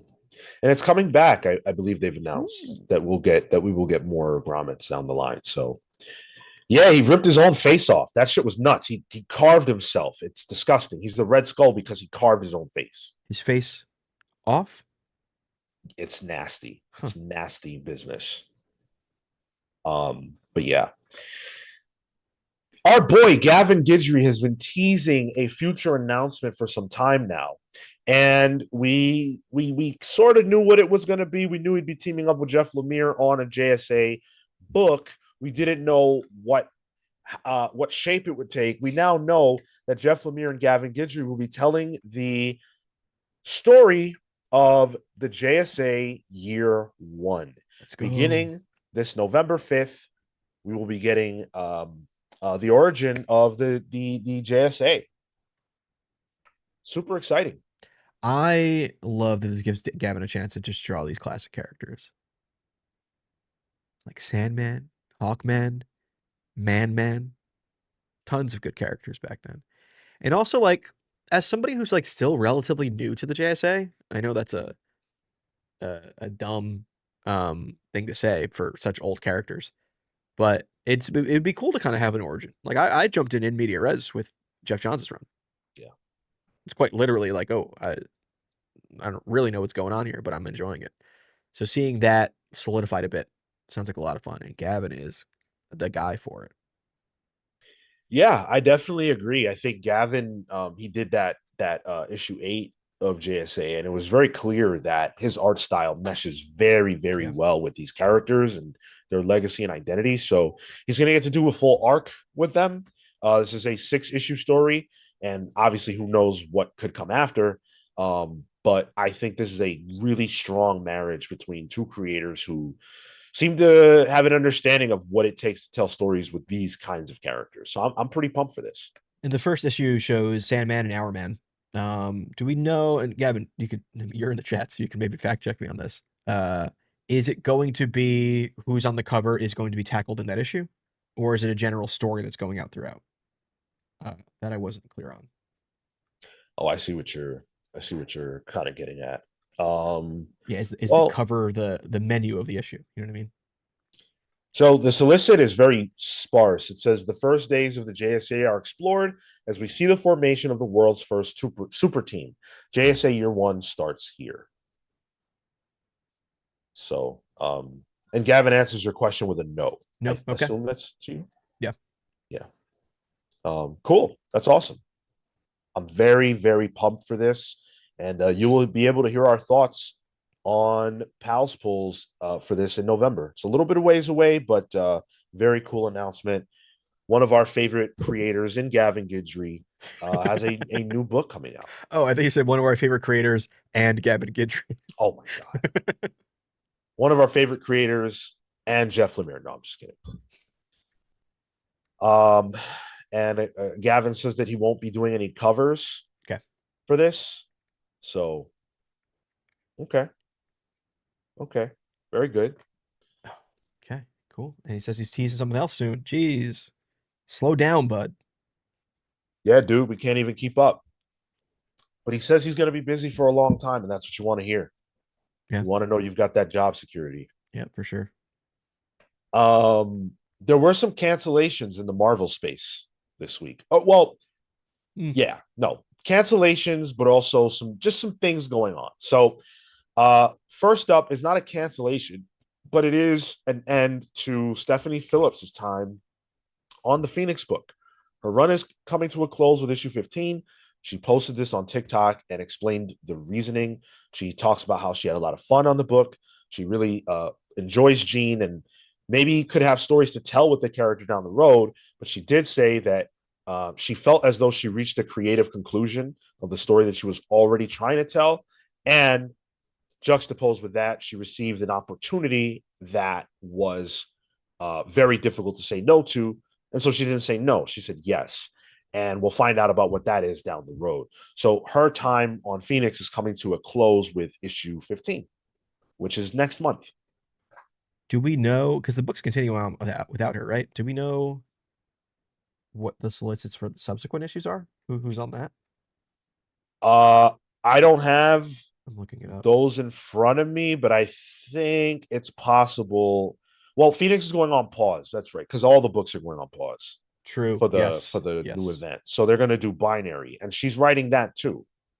The 2 issues of Binary. But beyond that, we don't know what's coming next. Okay. So that's something we might find out for December or January at that point. I think we're gonna have to look to January to know the future of this title. Is it going on with a different creative team? Or are they going to wrap it up? What are they going to do? It should be interesting to see how that plays out. But it's worth saying this book's sales are not the reason it's going away. Like, it's doing fine. It's doing just fine. And we know, like, this is a book Marvel wants to put out. Like, they whatchamacallit, they had asked for pitches for Phoenix. So like they were going to do a Phoenix books with or without Stephanie Phillips. But I haven't been enjoying her run so far. It is curious to see who will take over afterwards, though. And even more curious where she's going that pulled her away from that. Yeah. Because she didn't specify where. It wouldn't surprise me if this did relaunch with the number 1. Duh. Yeah. Stephanie Phillips, for her part, I would also not be very surprised if she took a DC job. Yeah. I think she's dipped her toes recently in DC and some of the anthologies. Yeah. So, okay, we got that. Now, for something that is canceled, we're looking at Phoenix. Or God, Psylocke. I'm sorry. Too many P's in these X-Woman books. Right. Psylocke, which is gotten to issue 10 this week. That's the last issue of it. And the way they told you that was if you read Psylocke number 10 and you get to the last page, it says the end. If you made it to this page, you've just finished the final issue of our run on Psylocke. Over the course of these 10 issues, we received so much fan mail, but never had the chance to run it until now. So much fan mail. What world is the way to tell your audience that the book is over in comics? In what world is the way to do that at the end of the 10th issue? You don't know that you read the conclusion until they tell you it's the conclusion. That feels like shit. It's like you just suddenly roll credits on a video game. It's like, oh, okay, that's it. That was abrupt. What the hell? I mean, if you told me Psylocke, the character that's typically been a white woman inside an Asian woman's body, was canceled, I'd be like, yeah, that's the most cancelable X-Men character. But I've been enjoying this book, so I'm kind of bummed. I like how it's actually giving Quinen some initiative and something to do for herself. With geez, I forget his new name. It's Scalp Hunter was his original name. Oof. When he was a Reaver, but he had Grey Crow as his current name. Okay. So like as a love interest, a little bummed, but hey, one less thing for me to read, so I guess it helps out. Yeah. I mean, I wasn't reading this. I contributed to the cancellation, for sure. It just felt generic and basic, and I just don't want to read books like that anymore. What is the future of Psylocke? We don't know. I'm certain that, I mean, she's in X-Men, so we'll see. We'll be able to see her there. Yep. There's no guarantee that they don't relaunch or try to do something else down the road. We're at the point where we're seeing these books that started in the initial wave of the From the Ashes stuff. You know, their fates are being found out, and quite a bit of them have been canceled, or have come to a conclusion. So another one bites the dust. If you like Psylocke, just play Marvel Rivals. They keep giving her Gooner skins, so that's where you can get your Psylocke love. And you know what, man? I'm of the opinion that not everybody needs a solo book. Agreed. Like, it's okay. Yeah. If you want to do a Psylocke series and you say, let's just do a 10 issue Psylocke deal, that's fine, I guess. But like, I don't think every character needs to have a book. I think Psylocke's a good character to lead a team book. Like she did, what was it? Uncanny X-Force. I think it was Post. It was the one Chris Anka was on. She was the lead of that. But there's like she's been big enough where I think she could lead it. Not in the current state of X-Men though. The problem though with what you just said is that that's not this version of Psylocke. Fair. That was Betsy. And so I lost my connection to Psylocke when they severed the Betsy Quinnan connection. Sure. Because I am like understanding the fact that the character has a very complicated and wonky history, like putting that to the side, I know Betsy. I don't know Quinnan. Sure. So I just don't follow her stories. I don't care.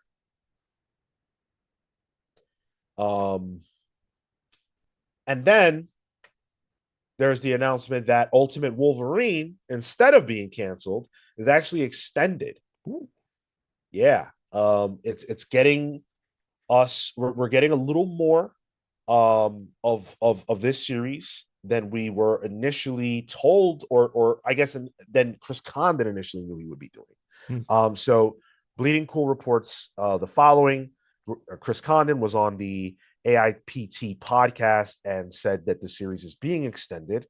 And that he said, quote, "We're getting extended for a couple of issues. I have a 12-issue arc.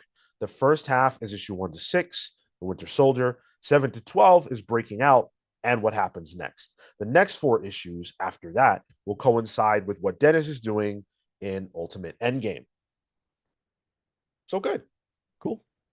That's got to be a flattering thing as a creative, like, oh, we want you to do more than what we told you. That's a rare thing. So cool. And it's been a book that has been successful. It's been a book that people enjoy. I have enjoyed it very much. And so getting a little bit more of that is good. I have questions about like what the future of the Ultimate line is. Fair. And like I got to imagine that their plans for Wolverine don't end with this series. So I'm very curious as to how things will progress in the future. What jumps out to me is like, why don't you just end it and relaunch it when Endgame's done? But that may well be what the plan is, because these 4 issues are going to line up with Endgame.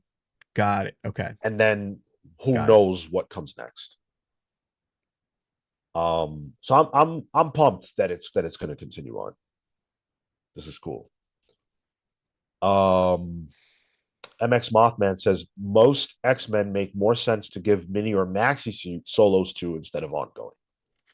It's always been my feeling. Not when you got a whole movie universe coming up. I guess. If sales are what matter, then what Mothman said is accurate. Because these, like Phoenix notwithstanding, many of these books have been, the ones that have been canceled, they're only being canceled for one reason, folks. So I don't think that this From the Ashes solo centric era has proven to me that any of these characters who were given new solo titles out of the blue can sustain them other than Storm in the longest term. I think that book has the legs to last as long as they probably feel like letting it last.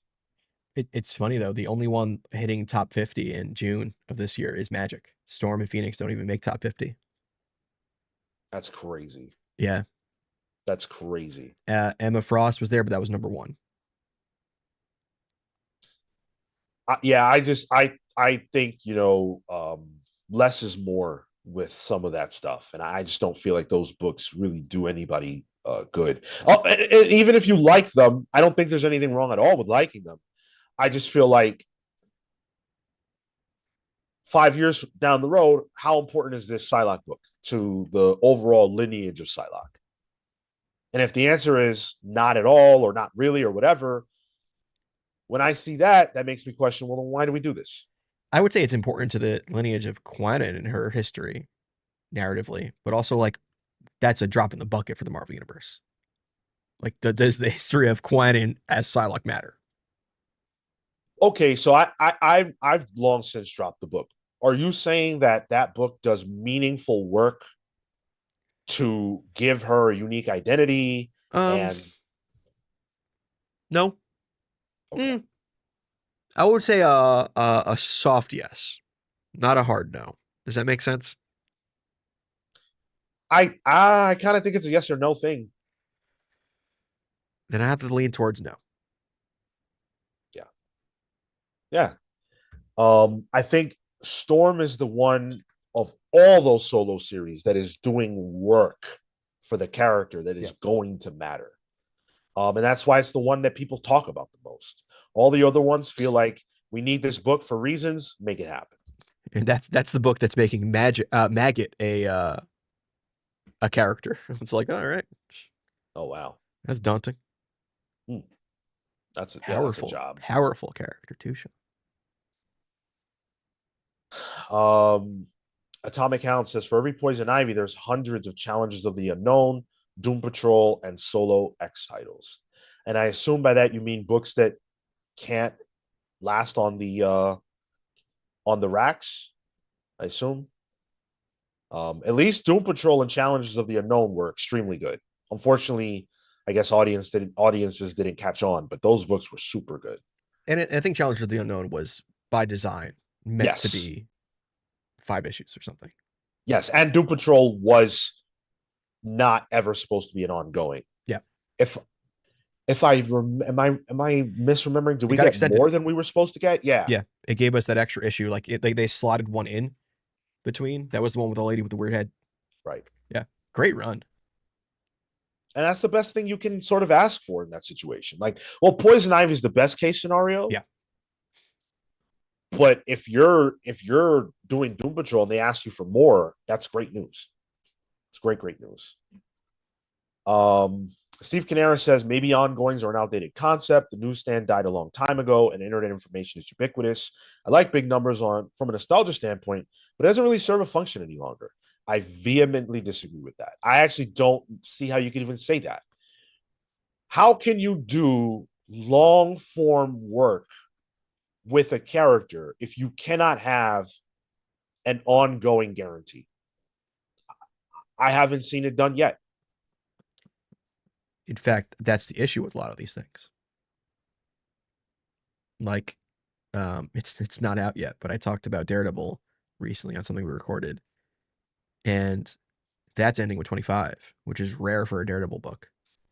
So how can a writer even plan long term if Daredevil can't even stay longer than 25 issues?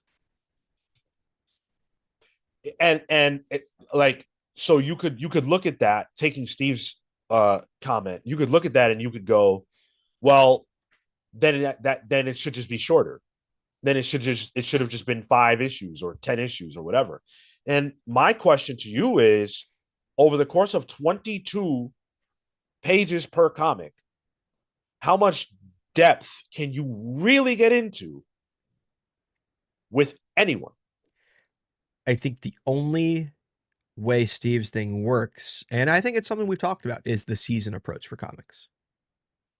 Have them be 12 issues with the creative team to tell a story, but that still creative team can then do the next volume that's 12 issues, where it's kind of a disguised ongoing, but something that's maybe more palatable for readers from a numbers perspective and from a trade perspective. It's just they have not done that yet. The problem is that there's no evidence that readers don't want ongoings. Like Marvel does it. They relaunch books all the time, and they say that the number one pops, and I wholeheartedly believe that. But that's not the same thing as saying readers don't want ongoings. I think the opposite is true. I think readers definitely want ongoings. But if Daredevil sucks, it doesn't deserve to go on just because it's Daredevil. It's going to die if it's bad. But does Immortal Thor need to end and become Mortal Thor #1? No. The creative team's not changing. The story's the same. You could very easily call Mortal Thor #1 Immortal Thor 26, and it's just what it is. And then in trade dressing, cross out the M. Yeah, and it could be fun. And you could do that. Yeah, exactly. It is an ongoing. It's just they're playing games with it, but it is an ongoing. Yeah, that's what I'm saying with the season approach. Like, it's still an ongoing, but just in terms of the visual thing, relaunching it every year. Yeah, I if that is the way to satisfy Marvel, then sure. I just feel like we could easily live in a world where ongoings are the norm, because I have seen nothing to suggest that people don't want that. It never bothered me. Even as a new reader, I was jumping into issue 567. You know? Yeah. I think people are too hung up on that nowadays. You just need to freaking read a comic. Yeah. Steve says novelists do series all the time in book-long chunks. Yeah, but this isn't novels, dude. It's completely different. You could have a novel. A novel is a complete story almost all the time. Pretty much every novel I've ever read has a clear-cut beginning, middle, and end. Does that mean it doesn't have something coming after it? No. Oftentimes they do have sequels, but the book you read can be read within itself. Comics they're not like that, because where does the story of Daredevil begin? So it's very difficult to apply that same logic. Yeah, you could say, oh, well, I started with number 1 of Harry Potter and I read all those books and that was fine. Number 1 Yes. of Harry Potter. Yeah, but what's the equivalent in comics to that? It's comics is its own beast. Those comparisons fall flat for me. Dev003 says, if you have to relaunch every 12 issues, then your stories suck to begin with. Bro, yes. Yes, yes, yes. And the reason why I say yes is because we have gotten to a place where we take the onus off of the creative storytelling to determine whether or not the story should exist. And 100%, if you cannot deliver the goods, your book will be canceled. Why is Poison Ivy an ongoing? Because they delivered the fucking goods. We're 30 issues into that. It was supposed to be 6. Come on. Gavin Guidry says, how much of this is a symptom of writing for the trade? I think it's part of that. But I also think it's very weird that trade sales don't matter. Why are the writers of comics writing for something that doesn't matter to whether their book gets to continue on or not? It's ridiculous. MX Mothman makes a good point. Nightwing hasn't relaunched single issues, but the trades have volumes numbered by writers. That's a great way to do it. That's a great way to do it and a great example. And that's fucking Nightwing. If Nightwing can be an ongoing that goes into the hundreds of issues, what is the reason why you cannot do that with Daredevil, Thor, Spider-Man, or the fucking Hulk? Sure. Come on. That's it. That's all the news we have. Got a couple more wheel spins though.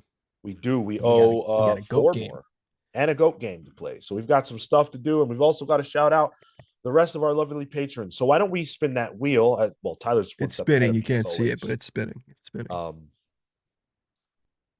Let's see where we end up. It was almost Marco's minute, which would have been funny. Revelation. So Okay. Put a poll up while I get the GOAT game ready because I didn't get ready for the 2-man screen. So no worries. So going. You're going to see a peek behind the curtain here, viewers. So bear with me. Here's your opportunity to get a revelation from either myself or Tyler. Whoever you guys vote on is going to be the one to tell you something that you don't know, or you very likely don't know. There's a chance that maybe incidentally it might have come up, but yeah. Let's see. I want to read some more comments. CW Gordon says Dark Pattern style series has to be something DC repeats for others in the future. I mean, there's a tremendous lesson to be learned there for sure. But would I want mainline Batman to be exactly what Dark Patterns is? Not necessarily. Like, could it work? Yeah, I think it could absolutely function that way. I prefer my main book to be narratively what's the word I'm looking for? I want it as serialized as possible. Cohesive. Yeah, like I want that tightness. But I hope that there's a Dark Patterns for other characters. Yeah, I do. I definitely do. And also, Tyler, the thing I would say too is like, I feel like a lesson DC could learn is, hey, maybe smaller scale stories involving your top characters that showcase different things about them is necessary. Fair. Do we know the sales Dark Patterns? I actually haven't paid attention to it from a sales standpoint, but I also haven't seen it be like doing gangbusters. Yeah. You know, I can take a quick peek. Not in the top 50 in June. So yeah, and that's not a great thing. That's not a positive thing. But go ahead. For context though, like what's number like Ultimate X-Men is number 49 on that. Absolute Wonder Woman number 47. So like this is it's real top heavy, the top 50. Yeah, and it's not easy to break into that. But I think the positive, the way people talk about Dark Patterns, you have to learn from that. You have to. You have to. And also, that's another book that I think proves my point about why trade sales should matter. Because every time we do Pals polls, how many didn't buy reads does that book get? And people say, oh, I'm waiting for the trade. I'm waiting for the trade. That trade is going to do quite well. It needs to matter how well the trade does.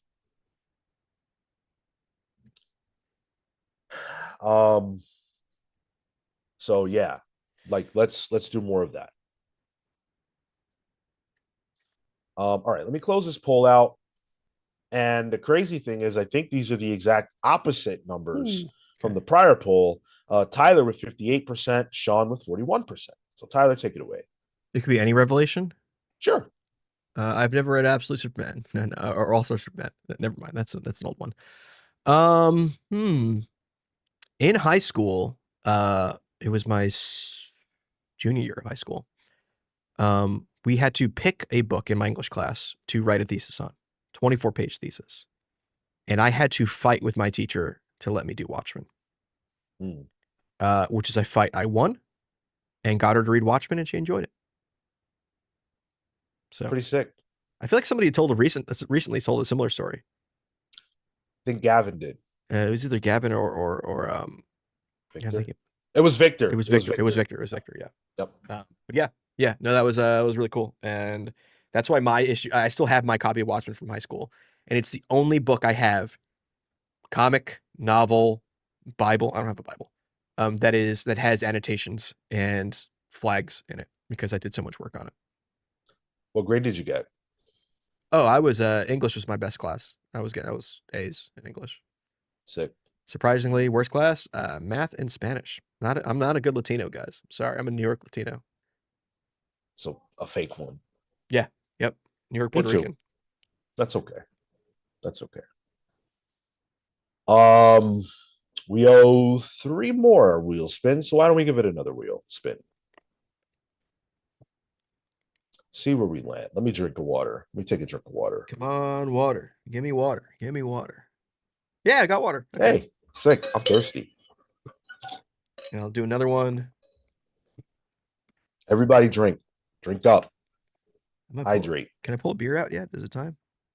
It is 1:27. Drink again. It's water. Oh my goodness. I'm gonna be ossified. You're gonna be drunk? I almost said drunk. No, it's water. One more. Stump the Pals. Oh, I don't think we've done this one. Yeah, because it doesn't function the way we have to work prep on that it. one. We have to prep that one. Okay, I'll redo it. That one we had to get some stuff from viewers beforehand. All right. It's Stump the Pals again. All right, hold on. I'm getting stumped by this wheel. It was Stump the Pals again. Hold on. That's hilarious. This wheel is trolling us live on the air. Do it again. Another revelation. So I guess you go, Sean. Sure. I'll go.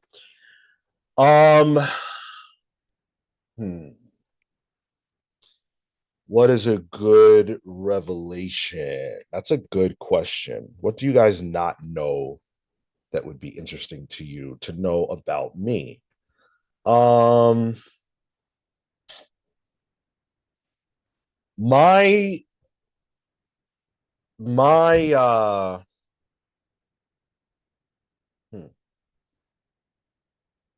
My favorite movie until I was, I don't know, 15. The movie I would say was my favorite movie was Pulp Fiction. Oh. Now, Pulp Fiction is obviously a very good movie. However, the reason I was saying my favorite movie is Pulp Fiction is because I thought I had to. I thought that, that was a cool enough movie that people would be like, wow, yeah. Not realizing at the time in my life that whatever I like and whatever I genuinely love is okay to love and be my favorite. And so now I don't give a fuck about what people think. And I will easily tell you that the movie I enjoy the most out of the original X trilogy is X3. You know, like I can tell you those things and not give a fuck what you think about it because I used to care a lot and now I don't. It's funny you pick Pulp Fiction because like that is the most stereotypical film bro movie. I know. Yeah. Like every woman who went to a liberal arts college had a situationship with a guy with a Pulp Fiction poster in their dorm. Yeah. And I will apologize for those guys. There's your revelation, pals. Atomic Hound says, I read Watchmen #1 on a submarine. That's a revelation. Wild. That's a revelation. We need a deep dive on that. Let me read off the names of the rest of the lovely pals who make this possible. And then we will play the GOAT game since you guys got us over the hump to our goal a long time ago. We haven't missed yet. We've been doing this for, I think, 4 weeks or 4 weeks, and we haven't missed yet. And I'm really happy to be able to say that. So, here are the rest of the pals. Houston, the Century Kid Murphy, Peter, Living Lightning, Electrics, Lucas, Heatwave Holdner, Young Dende, Faye Fighter, DeWoody, Shalom, Paladin, Warburg, Cosmic November, Owl Shogunate, Steve, Swarm Canaris, Panda v Panda, Ted Wong, Blur, Jekyll Jose, Scripture, The Wardens of the Word, Amin, the Almighty Perez, and Martin Viva, who joined us last night. Thank you. You know who you are. You're a real one. I appreciate you.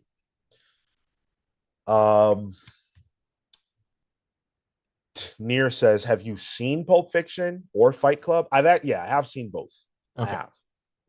I wasn't lying about having seen them. I just was like next level, feeling like I was supposed to say that was my favorite, whereas it's actually not. I definitely like Fight Club more though than Pulp Fiction. I like Pulp Fiction more. The Fight Club is a weird one for me. I'm not sure how I feel about it. Why? I don't know. I don't know how I feel about it. That's honest. It's not like a negative or a positive. Like I need to rewatch it again with a better set of eyes. Okay. I think I watched it when I was young, you know, and like it was like one of those movies that would always just be on FX. You just flip the channel, like, oh, it's Fight Club again. Cool. Oh, look, good meatloaf. I haven't really sat down to watch it, even though I've watched it.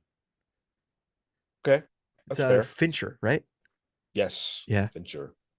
Fincher's good. 7, one of my favorites. It's a classic. It's a tremendous movie.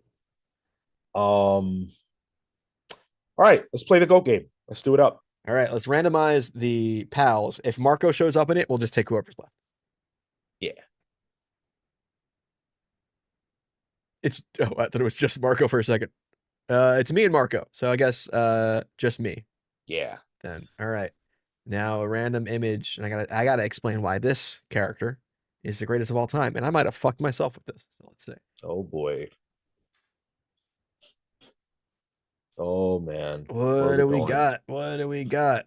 Oh no, easy one for me. This is Ghostmaker. Okay. All right. Well, 45 seconds starting when you start. Ghostmaker, created by James Tynion IV for his Batman run during Fear, whatever the Fear book he was doing was, is Batman's rival. He's not a villain. He's not a hero, but he's Batman's rival. He trained with Batman throughout Batman's life and decided to not take up the oath that Batman had towards Gotham. So he's more efficient than Batman. And Batman, you can argue, is the greatest hero of all time. But if your character is more efficient than him, even better. Also, bisexual icon. So you got a little check there in that box. And also the design of him is really cool. One of the few DC characters I actually have an action figure for. So Ghostmaker. Yeah. Jorge Jimenez also created. Okay. All right. That's a quick, damn, 45 seconds is fast. It is very fast. Yes. Catch my ums. Very, very difficult. The poll is up. Let us know if you feel that Tyler sold you on Ghostmaker being the greatest of all time. That's a tough one for a lot of people. Like Steve Canaris says, I have no idea who that even is. I know. Do you like Ghostmaker? Yeah, Ghostmaker was the character that I liked the most from James Tynan's run. Like Yeah. of all the characters that he introduced, I thought he was pretty cool, but he's kind of a ghost. Where is he right now? I don't think he is anywhere right now. I think he was in the Pride special, which if you're only showing up in the Pride specials, you're in catering at that point. You're cooked. They Yeah. bring you out for the they bring you out they bring you out to pander and they put you back in the box. Yeah, Ghostmaker's so cool though. We don't even have a Bat family team book right now, right? No, I don't think we do. No, I think they're all solo books at the moment. Ghostmaker would be a great addition to the Authority. I think it's a great character to throw in there. That makes sense. I can see that. That is also not a book, so who cares? I can definitely see that. MX Mothman says Ghostmaker is Bruce's type minus his gender, allegedly. Allegedly. I think they've explored each other's bodies. Let's be real. Oh, wow. Yeah. CW Gordon, one of the 1,000 characters created in that run. At least he's one of the good ones. That was my problem with James's run. Like, I feel like he wasn't as focused on telling like great stories as he was focused on just introducing a bunch of characters. That was one of the reasons why I liked the run. I liked how it was like, hey, I'm not going to just tackle every rogue that's already had a story. You know, sure, he tackled Scarecrow for a bit of it. But it was new stuff, and I kind of like that. Well, I don't know, Tyler. It looks as though tough the audience has rejected your pitch. No is 64%, tough whereas titties. yes is 35%. That is the first GOAT game failure. Well, you don't have to say it that way. Oh, well, Jesus. I got a hard one though, but like I said, I fucked myself. It's a little unfair. I do agree. You were put in a bind, but it's a bind you made. I did. Yeah. So, there is no Suicide Squad book right now. CW Gordon somehow. Wild. Wow. Yeah, Ghostmaker, great character for a Suicide Squad book, for sure. Yes, he would fit right in there as well, for sure. All right, we're gonna get out of here. We've put our time in. You guys have been amazing. Thank you so much for hanging out with us. And really deeply from the bottom of my heart, I want to tell you that all the love and support throughout August has been amazing. And we really thank you. I personally deeply thank you. And I hope you keep rocking with us. You know, we're not going anywhere. We've got a lot to come. September's going to be a bunch of fun. October's New York Comic Con. We've got some announcements to come on that as well. So Bendis, Monday, 6:30 p.m. Show up, show love, support. This is how it ends. This is it. This is the victory lap, that interview, and the day after with the book club. That's the victory lap. Double whammy for sure. Yeah. Be involved. It's going to be a ton of fun. Monday, Pals previews at 1. Bendis at 6:30. Tuesday, book club, Ultimate Spider-Man, 6 p.m. Thursday, Pals Pulls, 8 p.m. Next Saturday, right back here, 10:15 a.m. Eastern for the Comics Pals. Who knows what we'll be talking about? That's in the future.